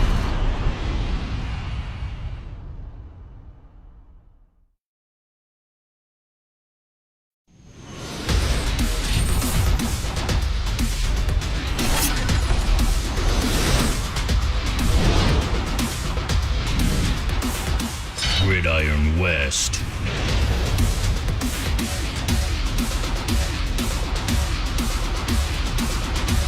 Find a club near you now.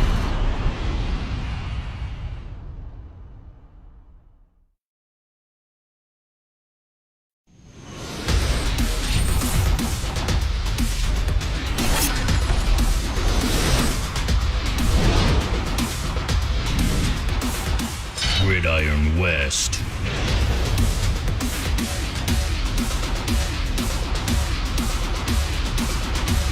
Find Find a club near you now.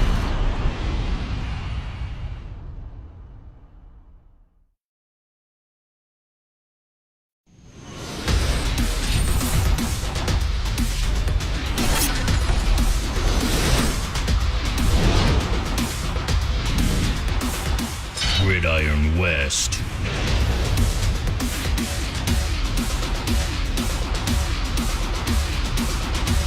Find a club near you now.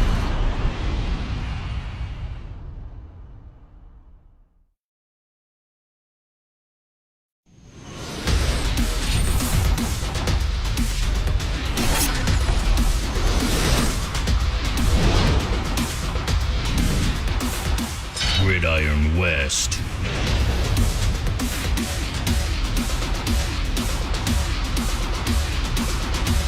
Find a club near you now.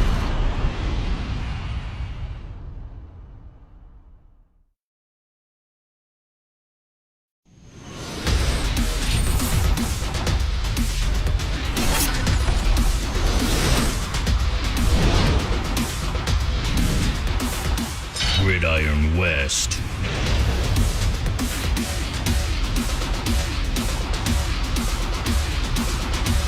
Find a club near you now. G'day, ladies and gentlemen, and welcome back. We have got the second half of West Bowl number 24, and we are locked at 6 points all. It'll be the Rockingham Vipers to get us underway here against the Swan City Titans. The Titans to return. Dutchy, I understand you've had a chat with both coaches. What did they have to say? Well, both pretty cagey. Didn't want to give away too much, especially with the scores locked and everything so tight. But Coach Honda said it was a very technical game from his point of view. The adjustments they were going to make were going to be more technical, stick with the same personnel. Lake was a little bit more passionate, and he said it's about more increased rate of the game. They wanted to keep moving, keep them tired, and try and exploit any unfitness that the Vipers might have. Well, surprisingly, they've gone to Quinn with the kickoff. Quinn, he's looking to use those dancing feet to find some space, and eventually they are able to come up with the tackle. That's a tough, I mean, what a runner, geez. If you kicked it out of bounds, just turned around sideways and kicked it out of bounds, they'd spot the ball on the 40. So you're already 4 or 5 yards worse off by like kicking it to him.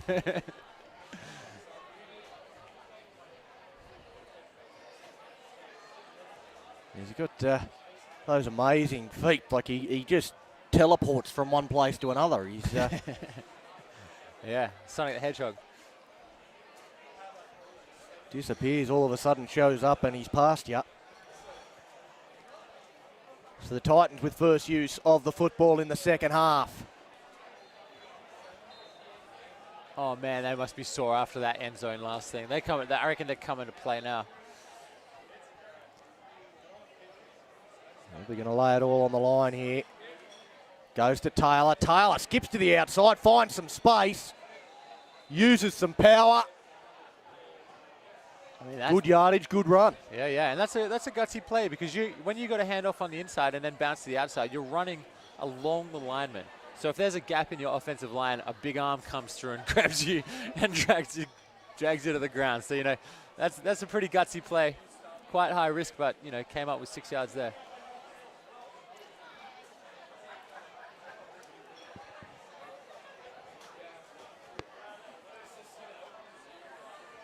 Well, they haven't been leaving Henry back there by himself too often after the early exchanges. Oh. And that one just doesn't find its mark. Yep.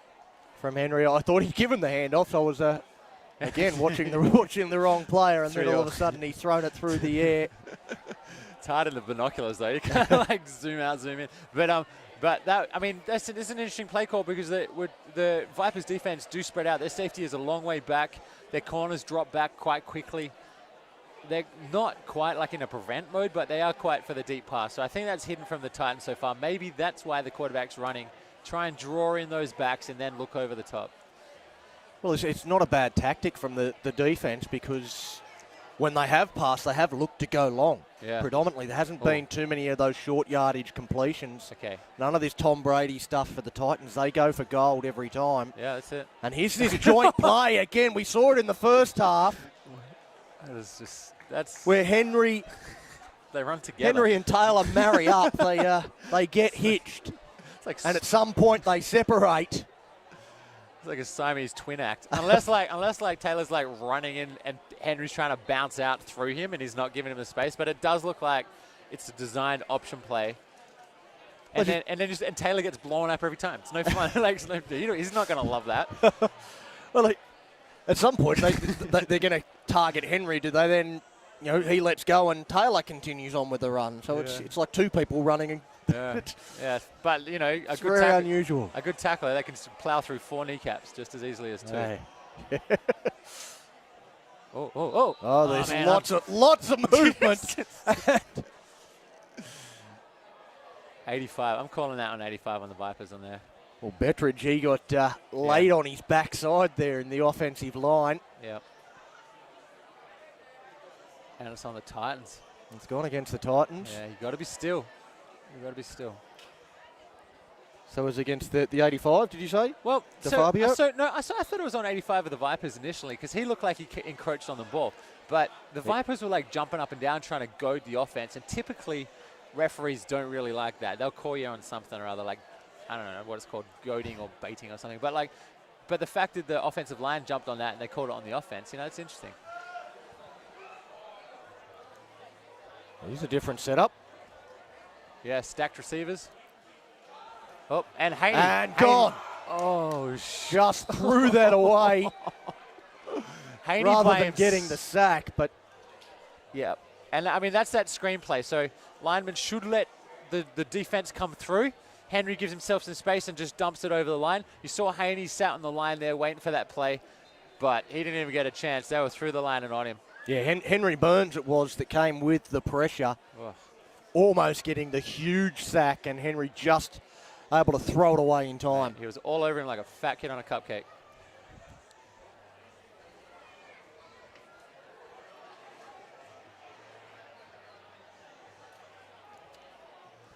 So second down. They've got Haney on the move. Haney upfield. Looking long. Oh, my God, Haney. To Haney. And goes incomplete. Well, that was good coverage. 7. Denzel Purnell, of course it is.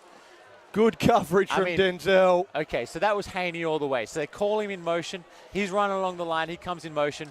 And he ran like a little Z out. So that's kind of like a 3 yards upfield, speed out, and then he turns upfield. For Denzel to be able to turn, keep an eye on a receiver doing a triple move like that out of motion, and stick with him and make a play downfield is unbelievable. Denzel Purnell is an athlete. Well, what's happened here? Again we see a penalty allow the Titans to march upfield, but the defense of the Vipers so far in this second half has been outstanding. But a penalty costs them, and all of a sudden first down, and the Titans are in a better position. Look at the bunch set of the receivers on the right here. There's some business going down over here. And he skips to the other side. Now looking for an open runner. Can't find anyone. Oh, great play. Number 4 for the Vipers. Carlo Trago. Trago didn't bite on that. I mean, yeah, we were looking at that stacked offense. There's 3 defensive over there, but they snuck a receiver out the back. It was possibly all a decoy. Trago just got a hand to it. I didn't even see that receiver back in the end zone there. It is a little bit dark. Yeah. He could have used that to his advantage, sort of stand in the end zone. And Henry was definitely looking downfield.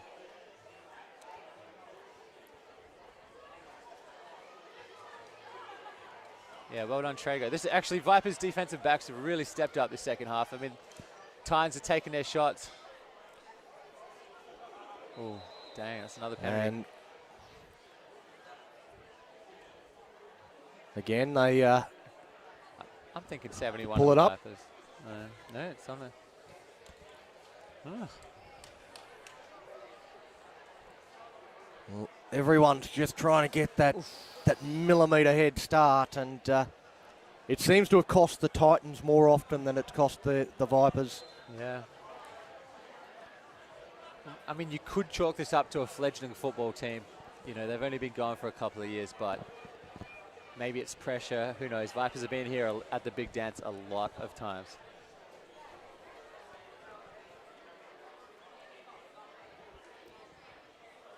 Again, has to get rid of that quickly and finds his mark. Oh! It was Honda there, I think. Got hold of his leg and was not letting go. Luke Turner. And that's one of the rare short yardage completion passes from the Titans. Perhaps finally making the adjustment here in the second half with the deep pass being covered. Third down. Across the middle. Turner. Well, that's great move from Turner. Fantastic. That was an unbelievable route that he just ran. He held up the coverage just for a split second and then took off again. Yep. Unbelievable from Turner. And that's the first touchdown of the second half. And I feel like that was the exact same play we saw 4 plays ago, where they kind of had the bunch stacks on the right, slip a guy over the backfield on the left, because Henry rolls out and he gets that read. It's not like he's going to be able to throw back to those 3 receivers. So that's a design play down the field, put pressure on that one cornerback from the Vipers.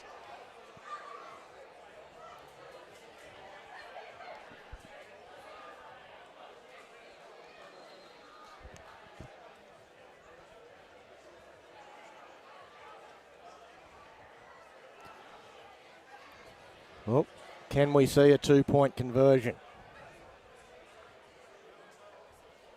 Trav Haney in the backfield. Oh. And well, again, the play pulled up. Tim Cant was left strewn on the deck.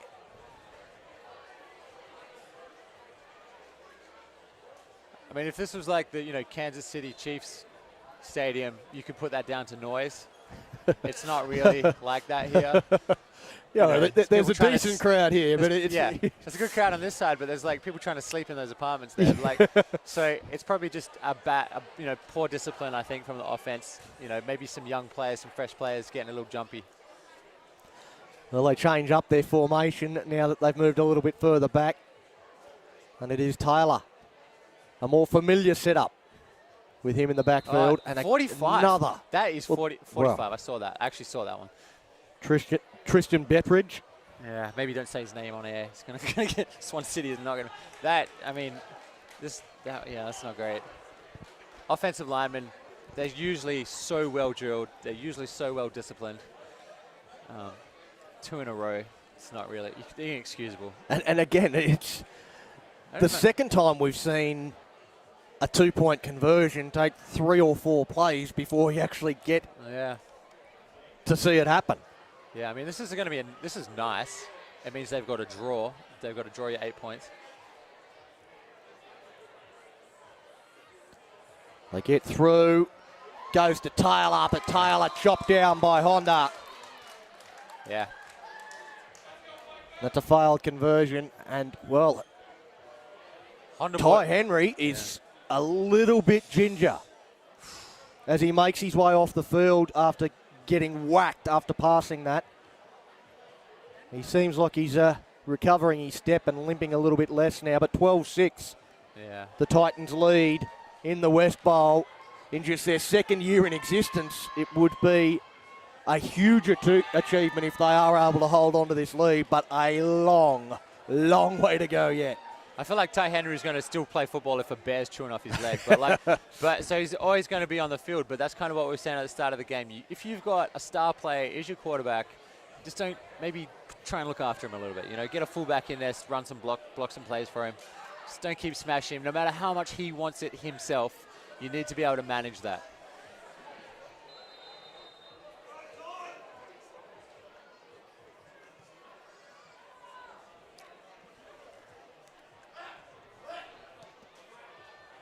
The kickoff it's gonna be a goes Honda. Down to Honda. You know what we got? And Honda, well, he could Oh. Ball comes free. Ooh.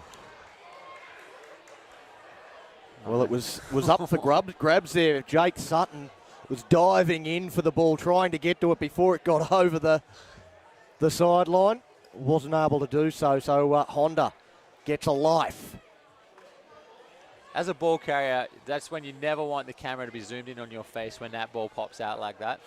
The surprise, that look of like mortification and surprise all at once. That's and desperation yeah, to get to the ball that you just exactly. dropped. And you know, he got on that, but there's people in coaching and stuff like that. But I mean, imagine if if the Titans got that down there, go down to score. That's quite a hump as well to get over.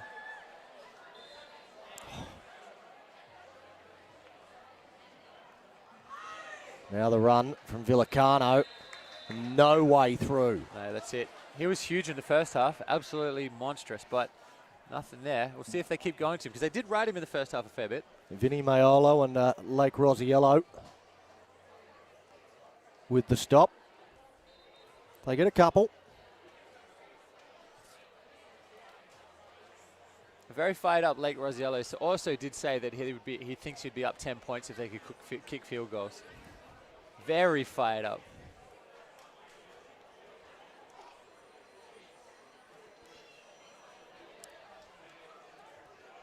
Well, this time he finds some space. Villicano. There you go. Well, there you go. Andy Eaton. Any questions we had about his performance in the second half have just been answered. Absolutely. What a workhorse. What an absolute machine.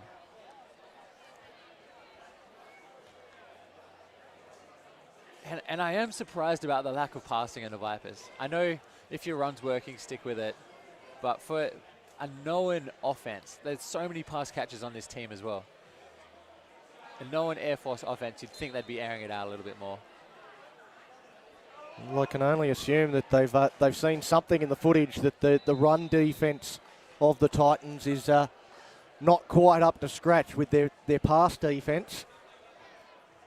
And perhaps that last game up in Stratton, they did try to go vertical and the Titans were able to shut them down, so a change in tactics. Yeah, I mean, it's perfect. You couldn't ask for a better passing weather. Still Perth night, you know, summer, good lights. It's kind of everything you want. Maybe they're saving it, who knows. But, I mean, the run seems to be working okay. We'll see.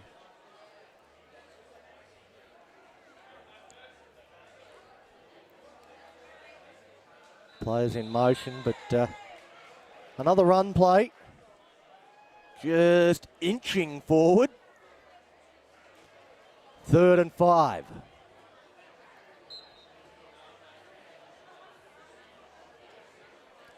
One thing I have noticed is whenever the Vipers are on offense and the Titans on defense, there seems to be a lot less flags and a lot less stoppages.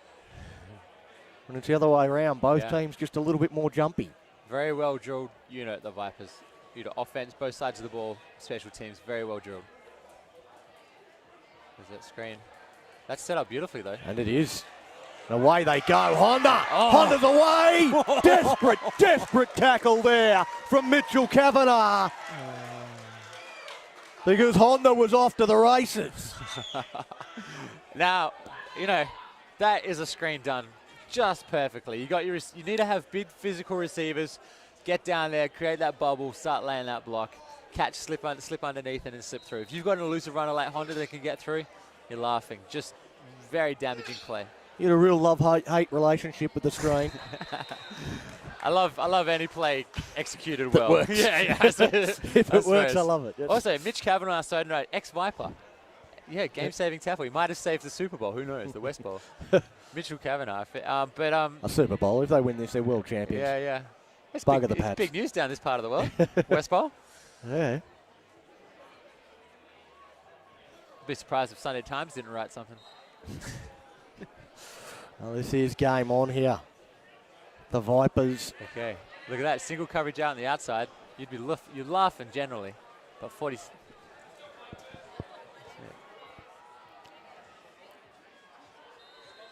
Again, just inching forward.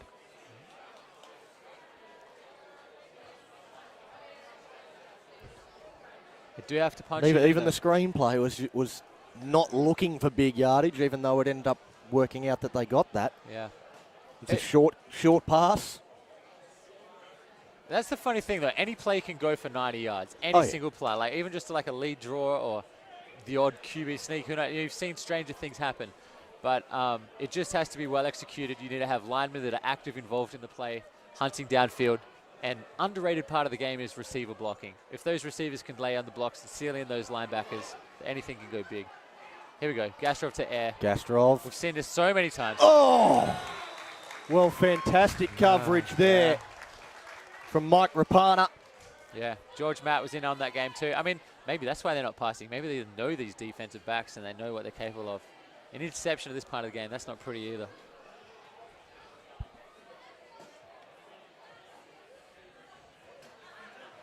I feel like this is a critical part of the game. You know, that third quarter, there's a little bit of like complacency sets in. You've been playing now for, hour and a half. If you're going to slack off, this is where big mistakes happen. Down here, this part of the field, 4th down. Huge play coming up. Pumps once, second pump, and it was up for grabs. They don't come up with the pick, but they do come up with a stop there, Tyron Quinn. Yeah, net result's the same. Exactly. The offense is back out onto the field.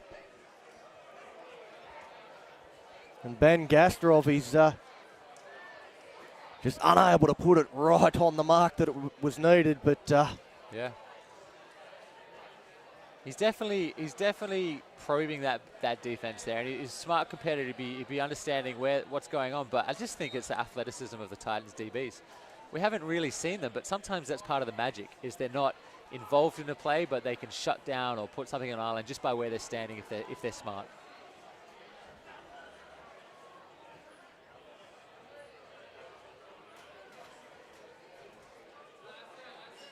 Henry to Taylor, and again, just trying to get themselves a little bit of extra space. This is like deja vu.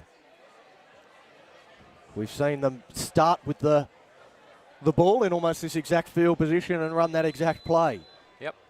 And pick up that exact amount of yardage. it's an action replay. Yeah. I mean, a lot of teams have an idea of how they like to start a drive. You can set up the pass with the run. You can set up the run with the pass. There's many ways to skin that cat, but I mean, look, you want to be looking around the field.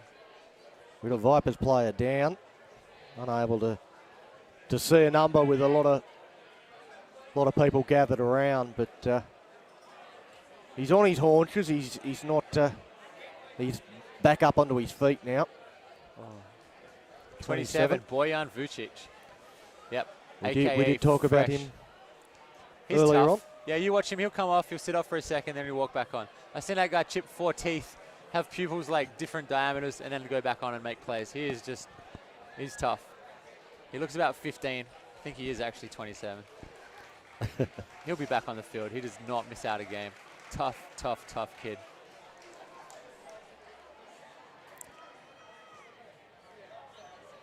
If there was like a Walter Mayton Man of the Year award, that's the kind of guy you're looking at. Like good caliber, tough, just plays the game fair, what you want.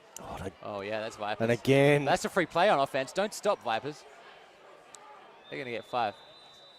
So Ty Henry, that's his experience there. He recognized there was a penalty. That's essentially a free play. Or whatever happens, that he's got that option to accept or decline.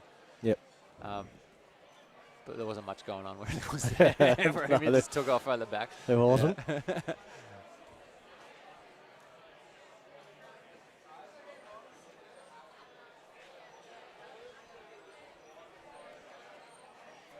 And once again, we talked about it when the Vipers had the ball before, about how there's really no flags whenever the Vipers have got the ball, but suddenly on the other side, every time that both sides seem to want to jump. Yeah. Just gets a little bit more tense whenever the Titans have got the ball. And there's the handoff again to Taylor. First down. And gets the first down. Yeah. That is a smart play call here from the Titans to start to run it out of there. I mean, you can always punt it and get it out of that end zone at the end of the day, but you're constricting the clock. You got a long drive. You can kind of march it. You can keep the Vipers tired, and you're not throwing interceptions. That's probably the most important thing at this point. If you throw a pick, that's a 6.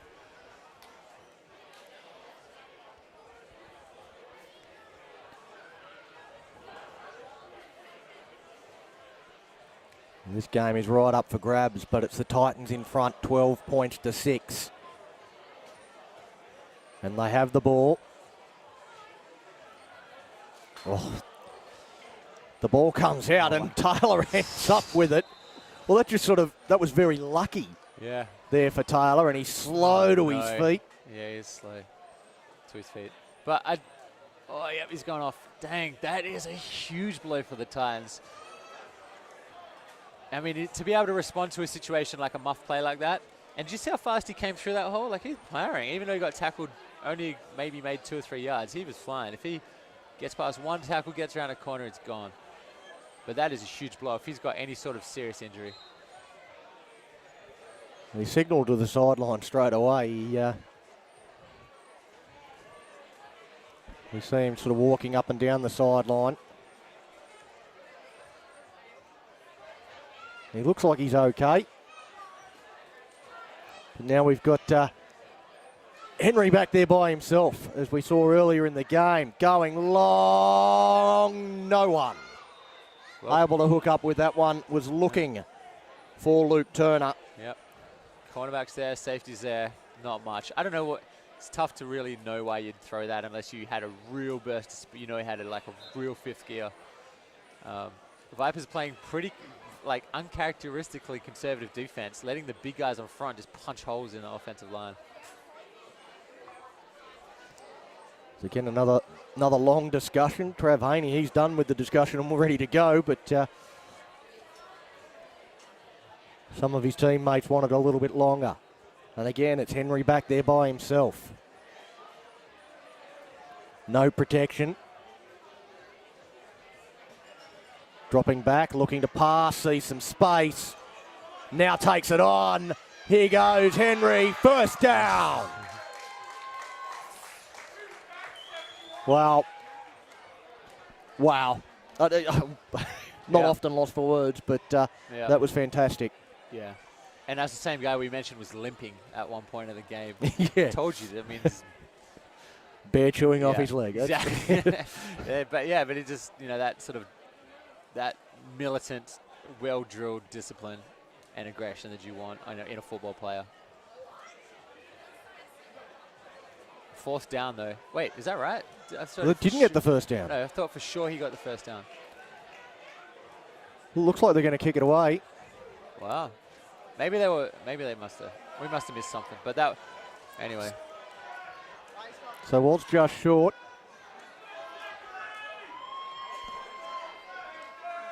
Uh-oh, punt started. Receiver's not looking. Luckily for him, he's just going to let it hop, skip, and a jump. It does get down inside the 20. Yeah, that was Vincent was talking to the refs, looking the wrong way when the ball's in the air. Not ideal if you're a returner.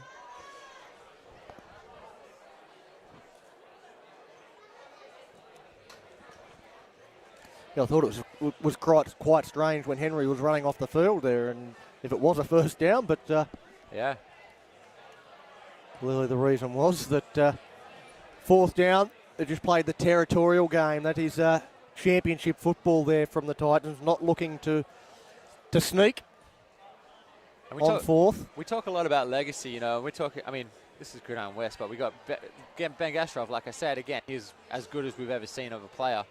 And as a leader and a floor general. And what people see in the Patriots dynasty with Tom Brady is what we're seeing with Gastrov. Well, they're finally updating the scoreboard. they set it all up with great intentions, but yep. Yeah. And again, the run option for the Vipers.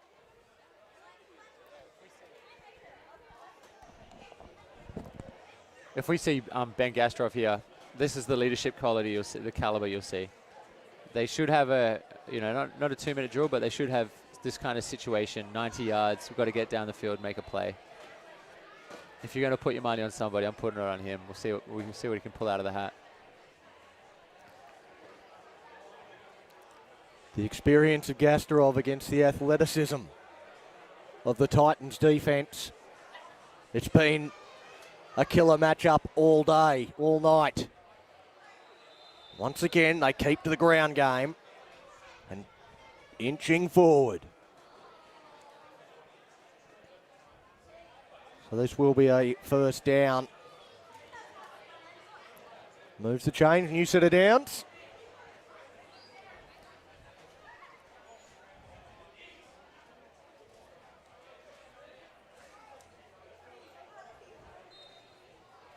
Got the cameraman doing some calisthenics here. It's been a long day for him.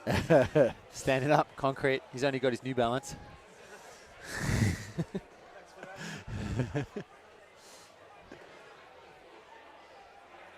Done a great job. It's been a long day, yeah. but it should have a fantastic climatic finish.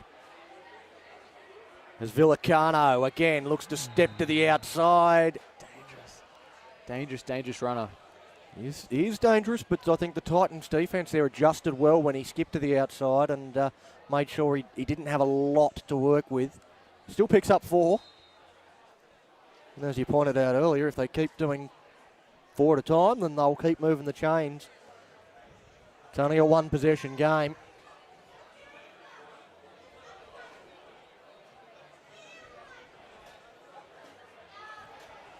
So if they can keep moving it, get it down the other end, all of a sudden, the clock becomes their friend.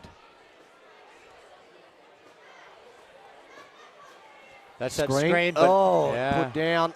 Dropped, but that drop wasn't the worst scenario that could have happened there. There was no receivers to set up that screen, no blocking happening down there. Just as safety's just keying off on the receiver. That's the opposite of what we saw before. You see Chris Gale there, he puts that catch down, and then he momentarily stops before then reacting and getting back on the ball. And because the reason for that is if that pass actually goes backwards, then that's a fumble, not a pass. It's not deemed a pass. I don't know if he's thinking at that level. I mean, yeah. Well, there was that sort of moment where he just sort of stopped, threw his hands on his head. Because it wasn't backwards? Yeah, it could do. Yeah, it could do. But when you see, it's like, you grew up playing Frisbee. If you see anything in the air, you're catching it. These guys would be catching seagulls at the beach if they fly too close. It's just that kind of in their instinct. So I'm sure that he wanted to catch it and take off. And I'm pretty sure he wouldn't have seen that safety coming downhill. So we could have seen real problem. Well, that is the end of the third quarter. We now head into the fourth and final quarter of West Bowl number 24. And it is 12 points to 6. The Titans lead the Vipers.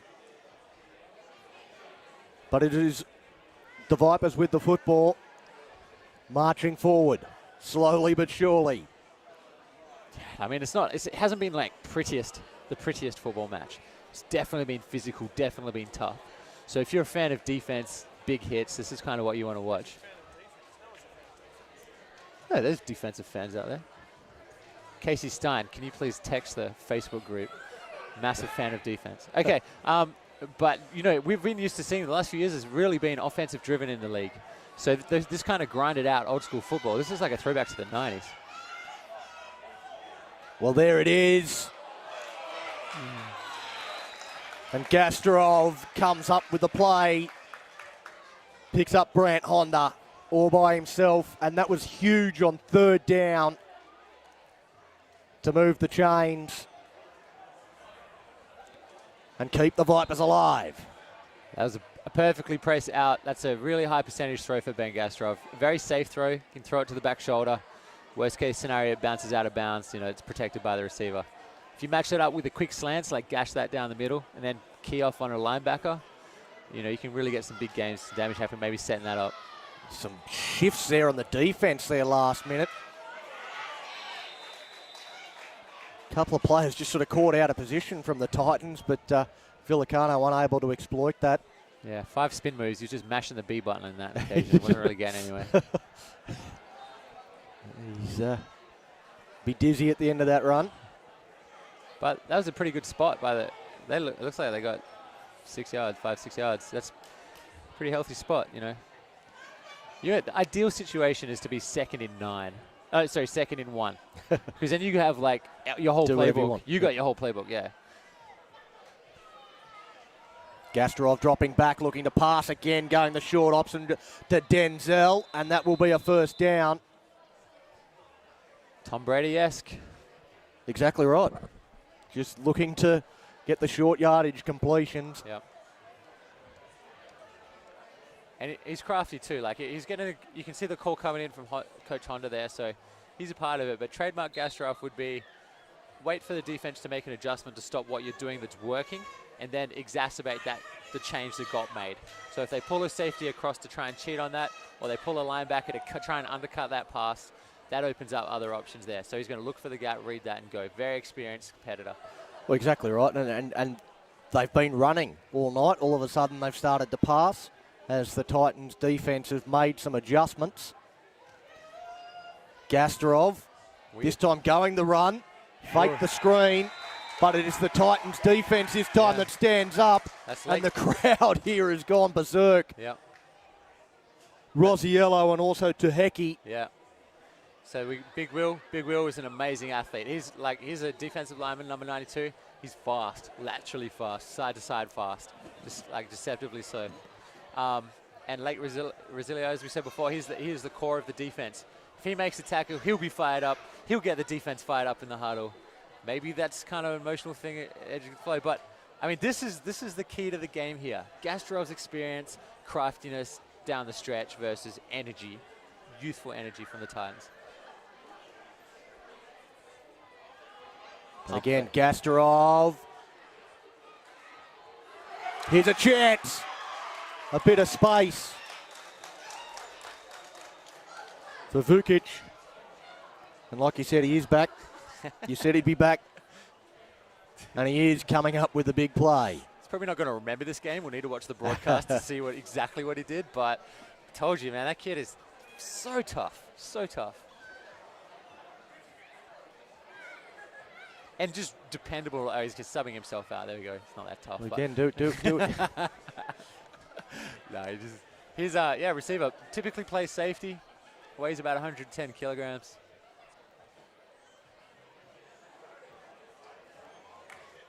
We've got a flag down on this play, and it's coming back. Oh. And if you're Bojan Vucic, you're looking at that. You made the play you needed, and now you're... Man, that is quite a large penalty. Oh, no, there's the ball spot. Okay, cool.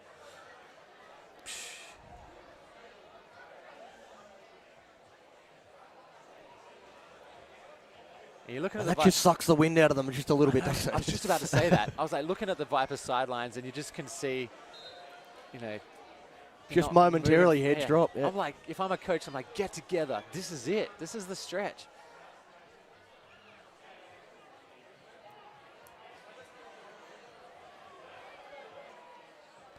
Gastrov dropping back, pumps once, goes the second option to Honda, and he desperately wanted to find the deck as the Titans closed in around him.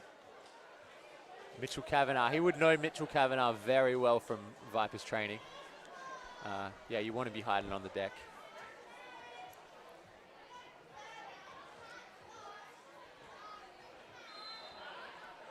And that moved the chains, you know, that's just what you need. This has been a long... Tom Brady, did we say it again? Tom Brady, can we compare? Is that fair? That's fair. Tom Brady of the South.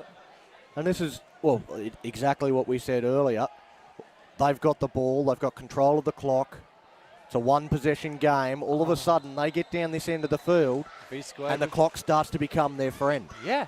Because they get into the end zone, get the conversion, they're in front. And it's crazy, but it's crazy how it works. They're like, the field, when it compresses like that, the degree of difficulty is kind of like moving with it. And so you've got that many players densely bunched. You don't always punch it in, and it isn't the easiest thing. And you can't just get an automatic 3 points out of it either. No. It's like, it kind of gives it an interesting spin, this Gridiron West version of... Like, it's always going to be an even score, right? Yeah. So it kind of has to, It comes down to who gets the most touchdowns, He ain't going which is anywhere. ultimately what people want to see. Yeah. Villicano can't get too much there, but third down and not far from moving the chains.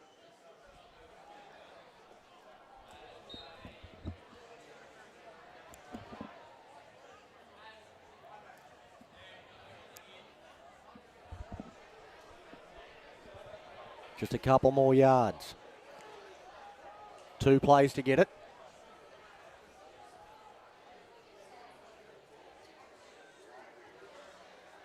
He'd be backing Gastrov from here.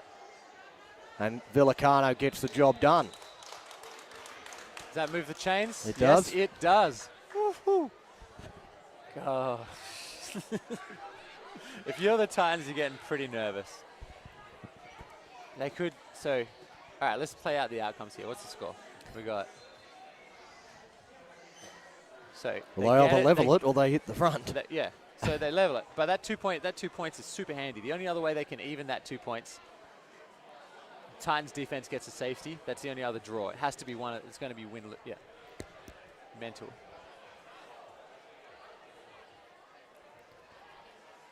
Okay. But as you say, it gets a little bit harder when you get this, when you get closer, down into the red zone. Oh, fumble. Ball's down. Who wants it? Yeah, on the Titans. They are up. They are cheering. They are dancing. Fumble recovery. Tristan Bettridge was quite excited. We said his name earlier, and we said we shouldn't. I was wondering on that occasion. I'm wondering if you're going to remember that. All right, Tristan, I think that's fine. Jumping off the side, that's kind of cancelled that out. Fumble recovery down the stretch. So, Titans now, you're just going to choke them out. That's it. Well, that was a scenario we hadn't allowed for. The Titans coming up with a huge defensive play when it counted. Oh, did not see that coming. Now it's up to the offense.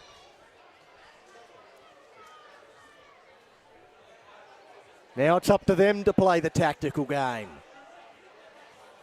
Move the chess pieces around the board and try and manage the clock. Oh, no, 56. And free play, though. Again, Don't stop. another free play. Flappers have stopped. And gets the first down. Jake Taylor with another catch for a completion. So that will, as you say, free play. Yep. And that is the least. You've got 11 players out there don't necessarily know the game as well as Ty Henry knows the game. So they think a penalty stops the play, and in most cases it does. But on defensive penalty, when the snap's already happened, Ty Henry knows he can kind of do whatever he wants at that point and then has options after the play.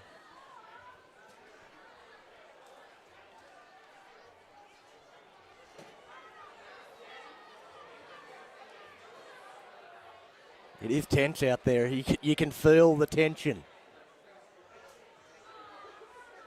Oh, wow.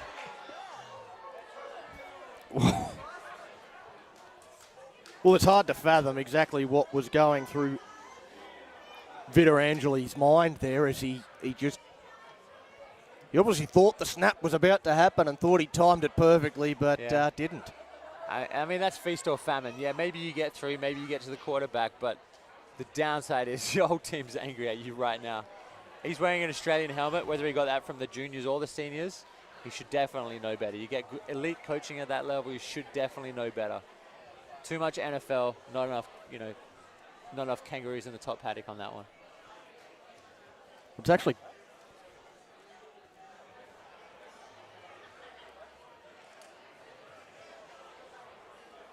they come back the other way.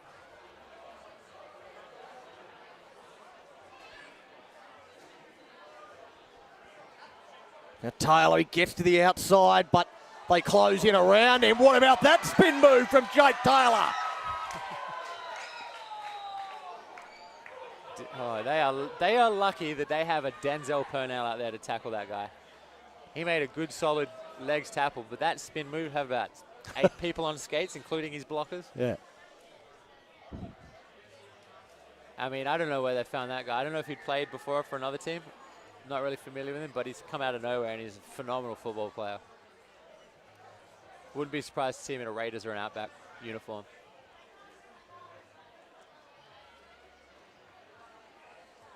And this time it's Henry. Henry steps. Well, an ankle breaker there. And the ball comes free. I think the Titans have still got it. It was like semi-out. He was down first before the ball popped out. Jeez. Again, Henry ultimately comes up with the big play, but there was heart and mouth stuff there for a moment. That's why you love this game, you know, that it's just got all these nuances and rules, and you could a fumble, an interception, anything like that can really take it from everything, all signs pointing one direction to complete 180.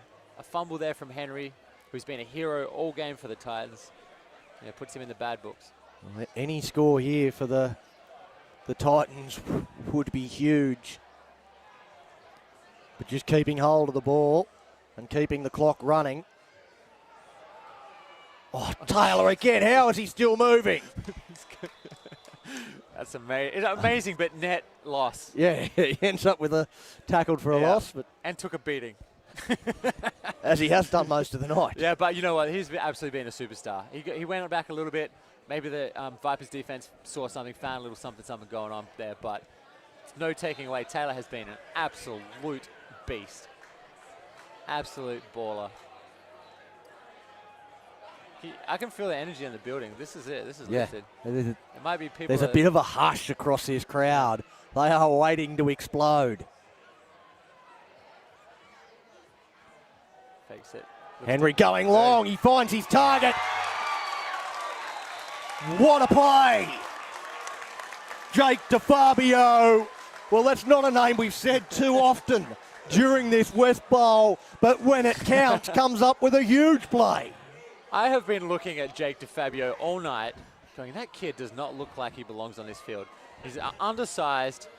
It doesn't look like he's wearing the right pants. His shirt's sticking out, nobody else's is. He just he just doesn't look like he fits. He's way skinnier than anybody else, and then he comes out with the biggest play down the clutch. Unbelievable. And again, great execution from Henry as well. The Titans now are in position to ice this game. Henry gets to the outside, finds a bit of space, gets a little bit of help and steps out of bounds. DeFabio blocking the back there, so he came in and, that's going to be called back. That's going to be a penalty. But back to that catch. That's kind of what we were talking about before. Like they hide players. You don't use them in the night. Your defense sort of slacks off, so it starts looking at other places, and keying in on your stars. And then these guys can run. They can catch the ball. They've been training. They know what they're doing. You hide that, sneak it in. That's good. But I mean, this defensive penalty right now, that was less than ideal. Still ahead though. They can afford this. It just moves them back. It doesn't cost them a down. So yeah, I mean, it takes just a bit. It takes 5 a bit of yards time. further back and replay first down. Because a penalty does stop the clock too. So that's possibly. Sure, the refs have forgotten to stop it a time or two. Straight up run play, nothing too fancy. Taylor gets the stiff arm, but Honda keeps hold of him. Yep. Honda did the hard yards, got to him, and Simona Lele gets in, just levels him. That's hard for a big man to get out the side like that. That's some athleticism. It's really good having when you see like a very good Kiwi presence here on the Rockingham line. A lot of rugby is lateral, side to side shiftiness, and that's kind of something you don't typically see in like the NFL. You see these big guys that can move side, lay tackles. It's beautiful to watch.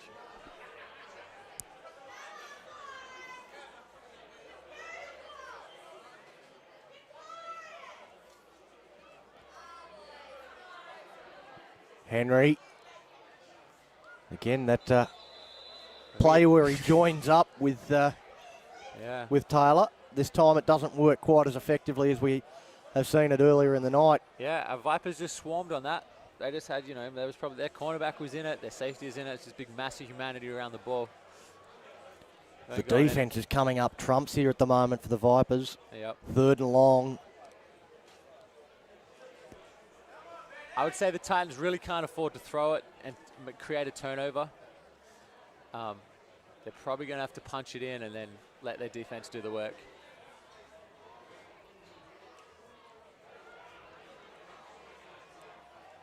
Henry's got Taylor in motion. We've seen this before. Interesting receiver formation out on the left here. And Jumps. someone's moved. Who moved first? Tim Kent, number 4, possibly. It could be. Who's he pointing at? Looks like receiver on the left.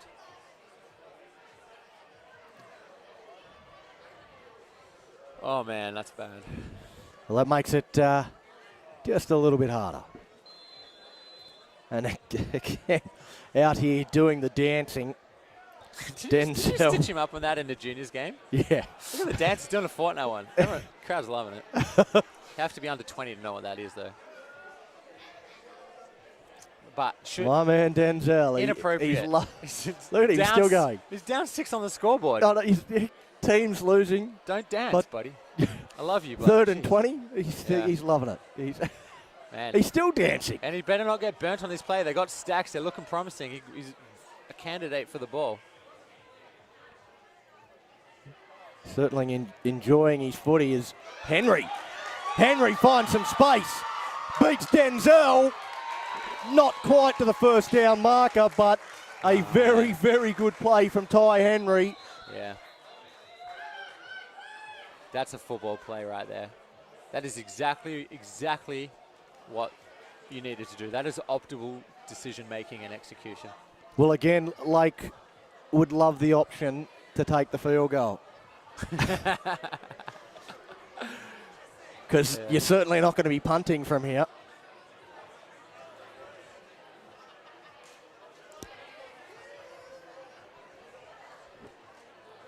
Yeah, 4th down and interesting.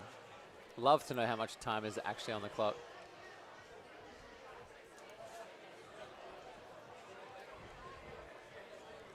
We need to crowdfund that, Donnie.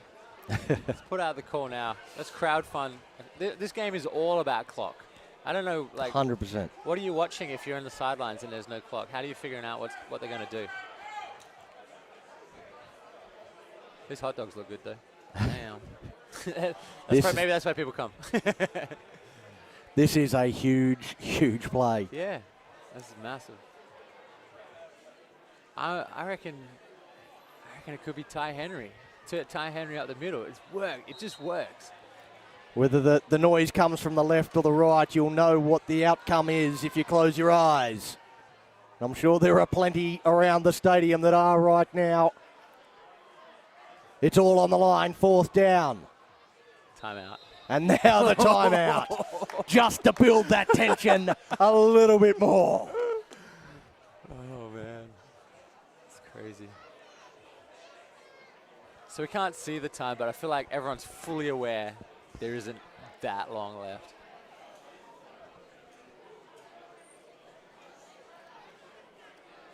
Well, Rockingham come up with a stop.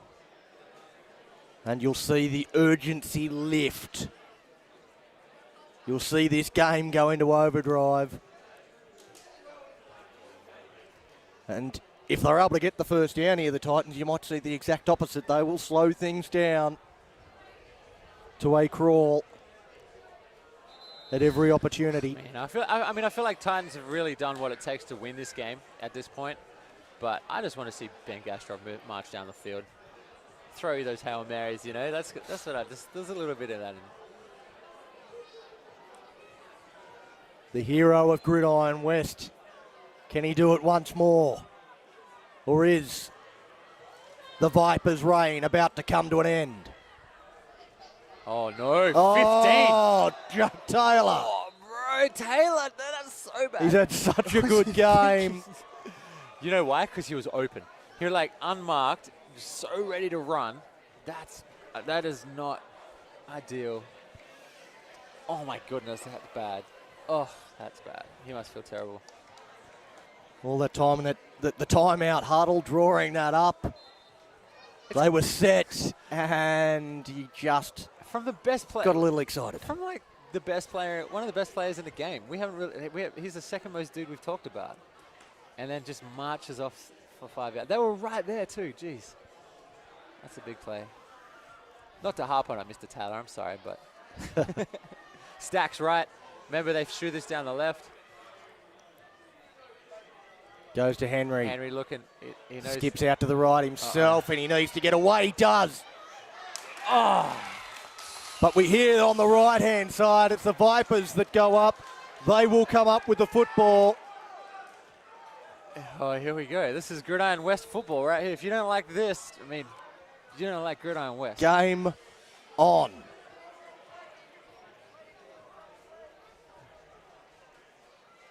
Some big names walking on the field there.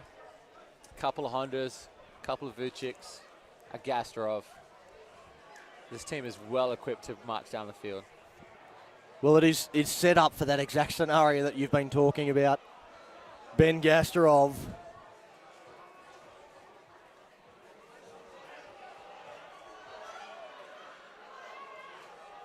Vipers just look gassed, hey? Coming off the field. He's got the wobbly boot on. Yeah, maybe he's concussed, actually. Henry Burns, he's in all sorts of trouble coming off the field here. He's got 2 players helping him off. He's another that may not remember this West Bowl game. Yeah, he's getting up on a Wednesday tomorrow.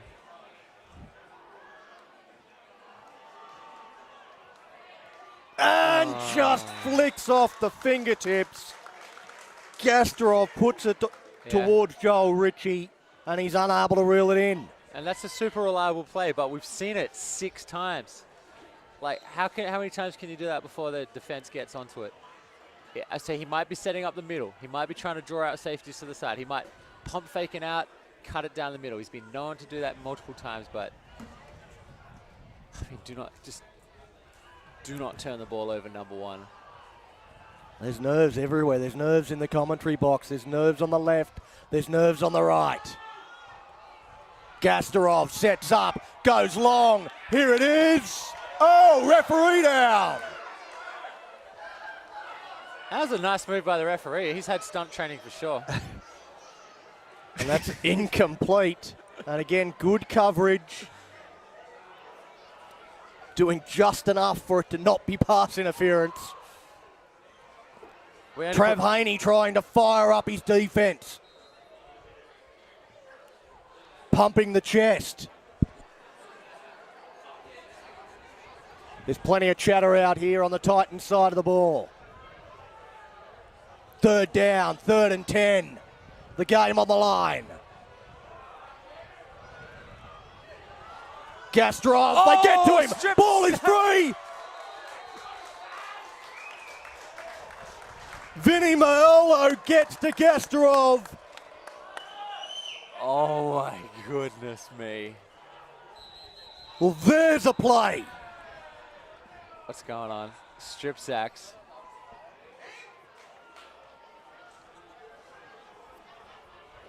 Oh my goodness. What a defensive play there.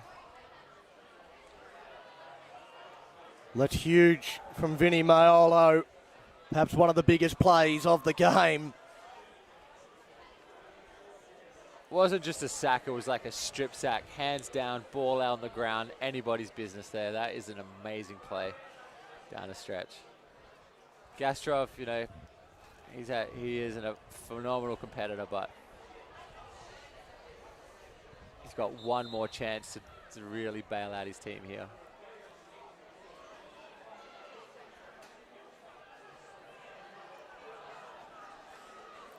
Well, again, we've got another play in this final quarter.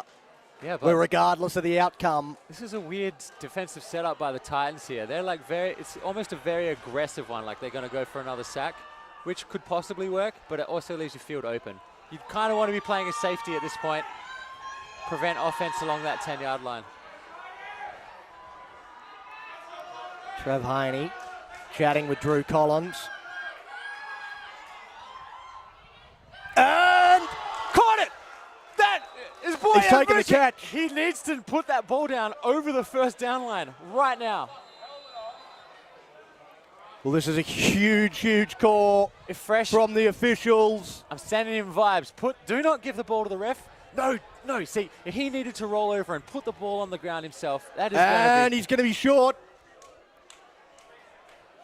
The officials seem to have lined up short. This is a massive call. They're going to measure it. They're going to bring out the chains. Measure. Yeah, but he was trying to prove it was a catch by holding the ball in the air, hand it to an official. Official put it where his feet were. He needed to roll over, put that ball down on his far side, get up, get out of there. Just let the officials assume that's where the ball went. That could have been a first down. This comes down to a referee's decision. It's like the length of the ball. The stitching could define.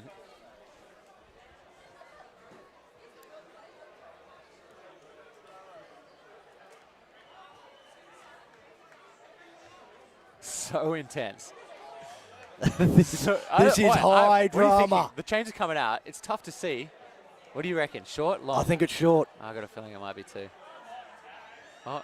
A late tug from the chains crew. It's short. And the Titans go up.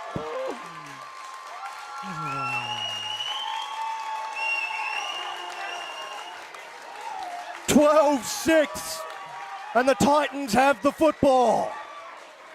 We don't know how long is left. We don't know what's on the clock, but it can't be much.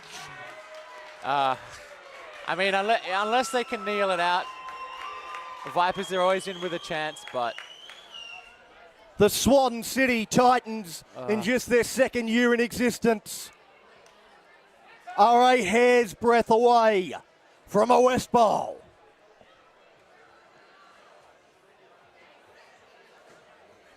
Oh, my goodness. You got adrenal fatigue now as well.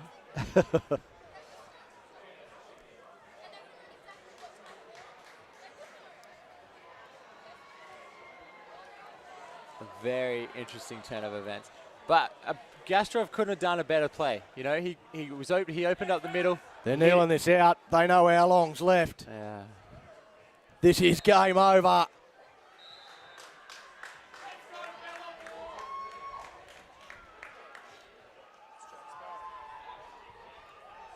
Swan City Titans, huh?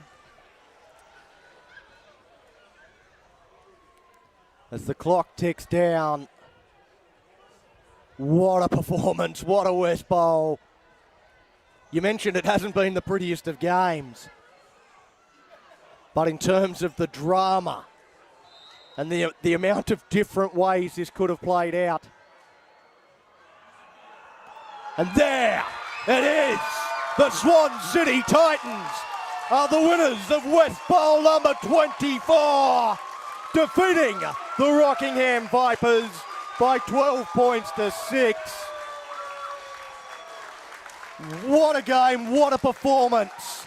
Yeah, that was if you're a fan of football, like the nuances of it, that's exactly what you wanted to see. Tough defense, cagey offenses all the way through, and then just grit and heart to get it over the line. Well, this has been a special day for the Swan City Titans, and one they will long remember.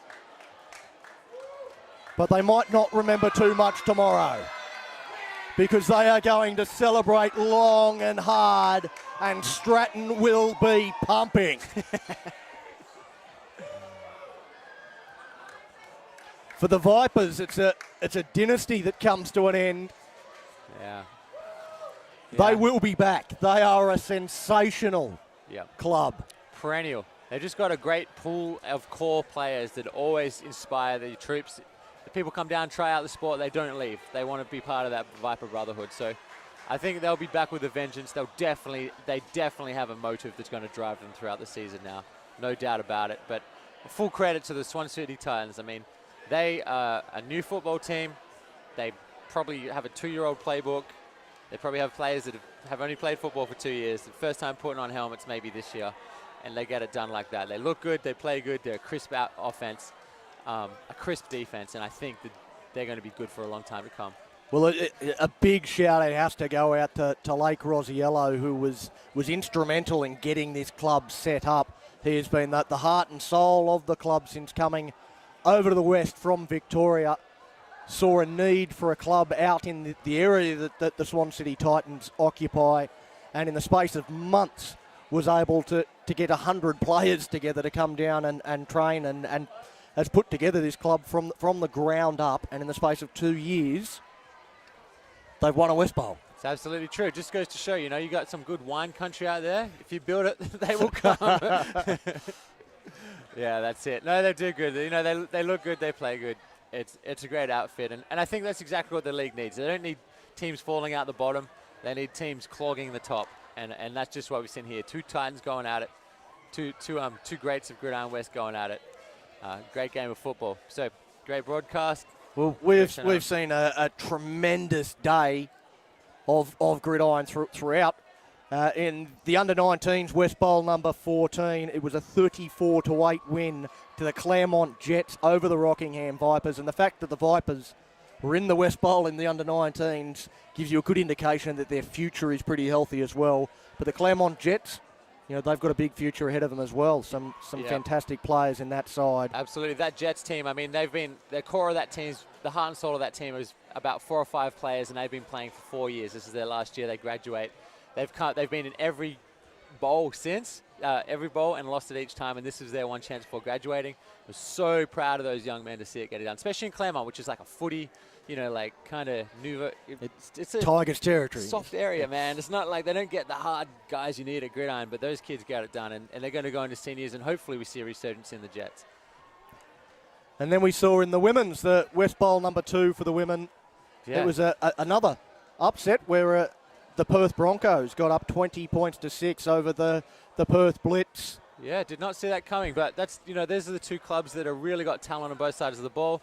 They've had a long-standing women's club for a while now, and have really integrated into the club fabric as well. It's not a standalone club or anything like that. They train with the boys, they hang out, they learn from the head coaches, spend time with them, and they've really developed quickly, far beyond any other clubs in the league. We're going to see a lot of Broncos, a lot of Blitz for the next few years as well. And great to see just how hard those girls go. They can throw, they can catch, they can run, they can hit. It's just football at its finest.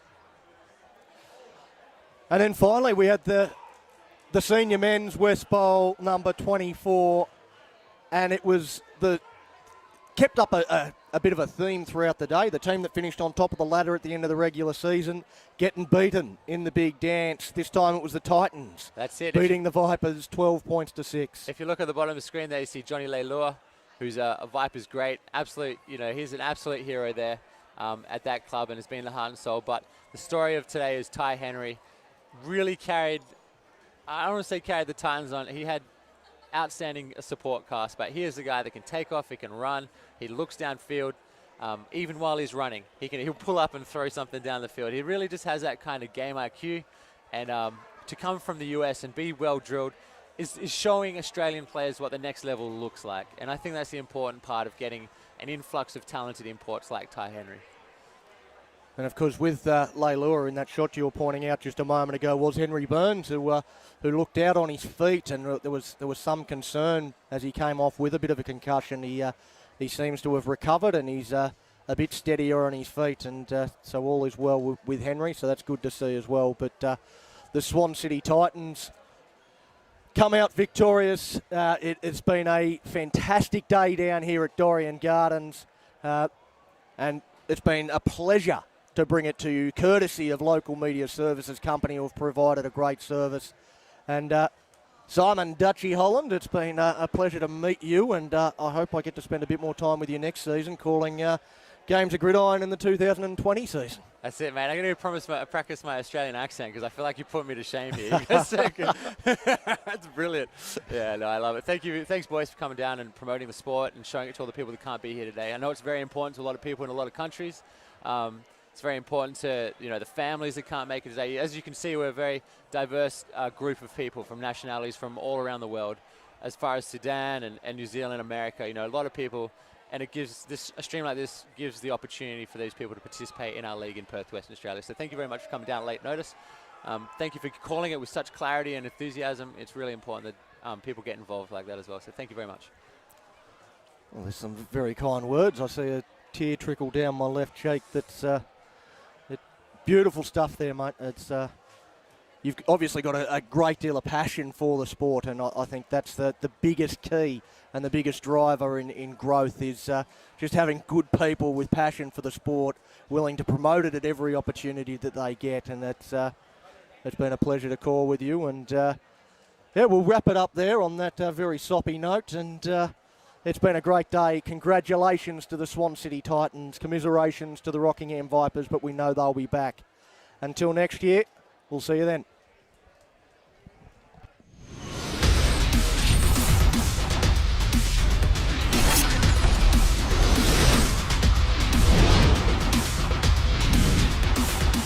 Gridiron West.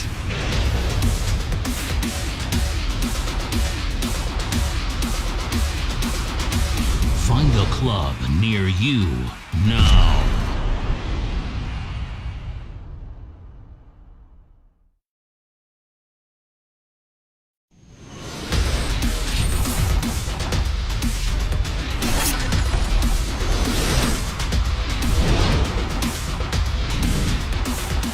Gridiron West.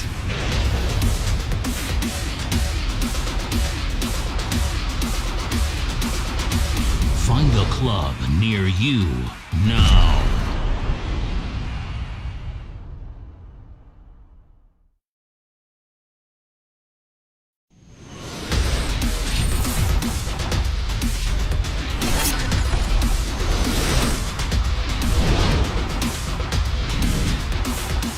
Gridiron West.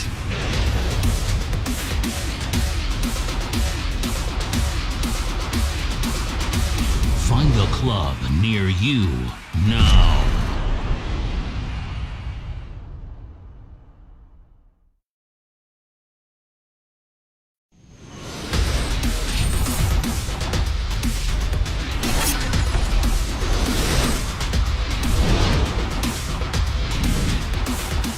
Gridiron West.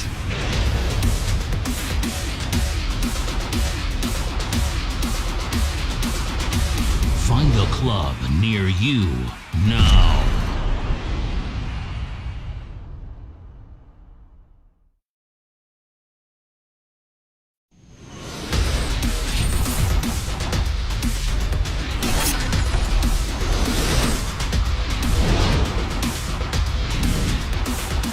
Gridiron West.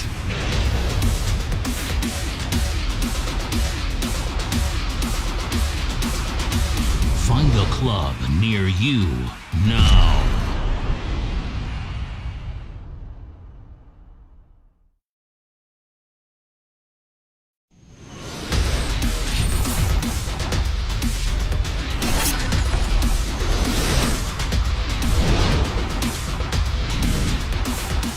Gridiron West.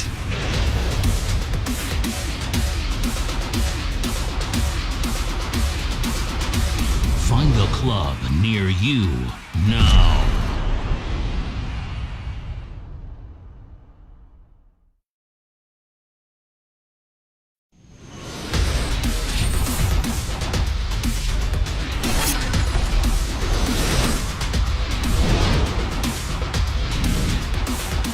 Gridiron West.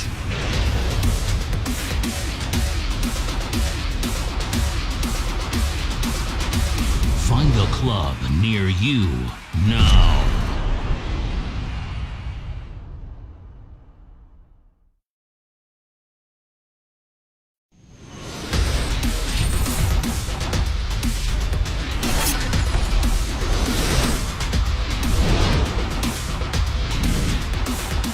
Gridiron West.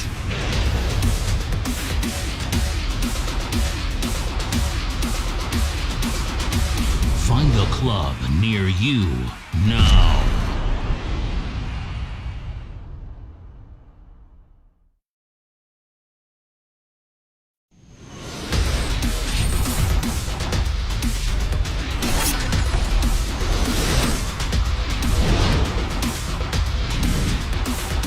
Gridiron West.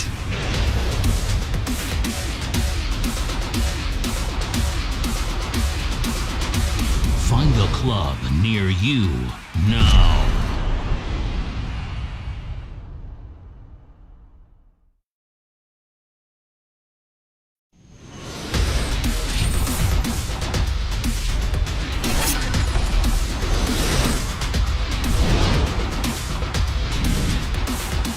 Gridiron West.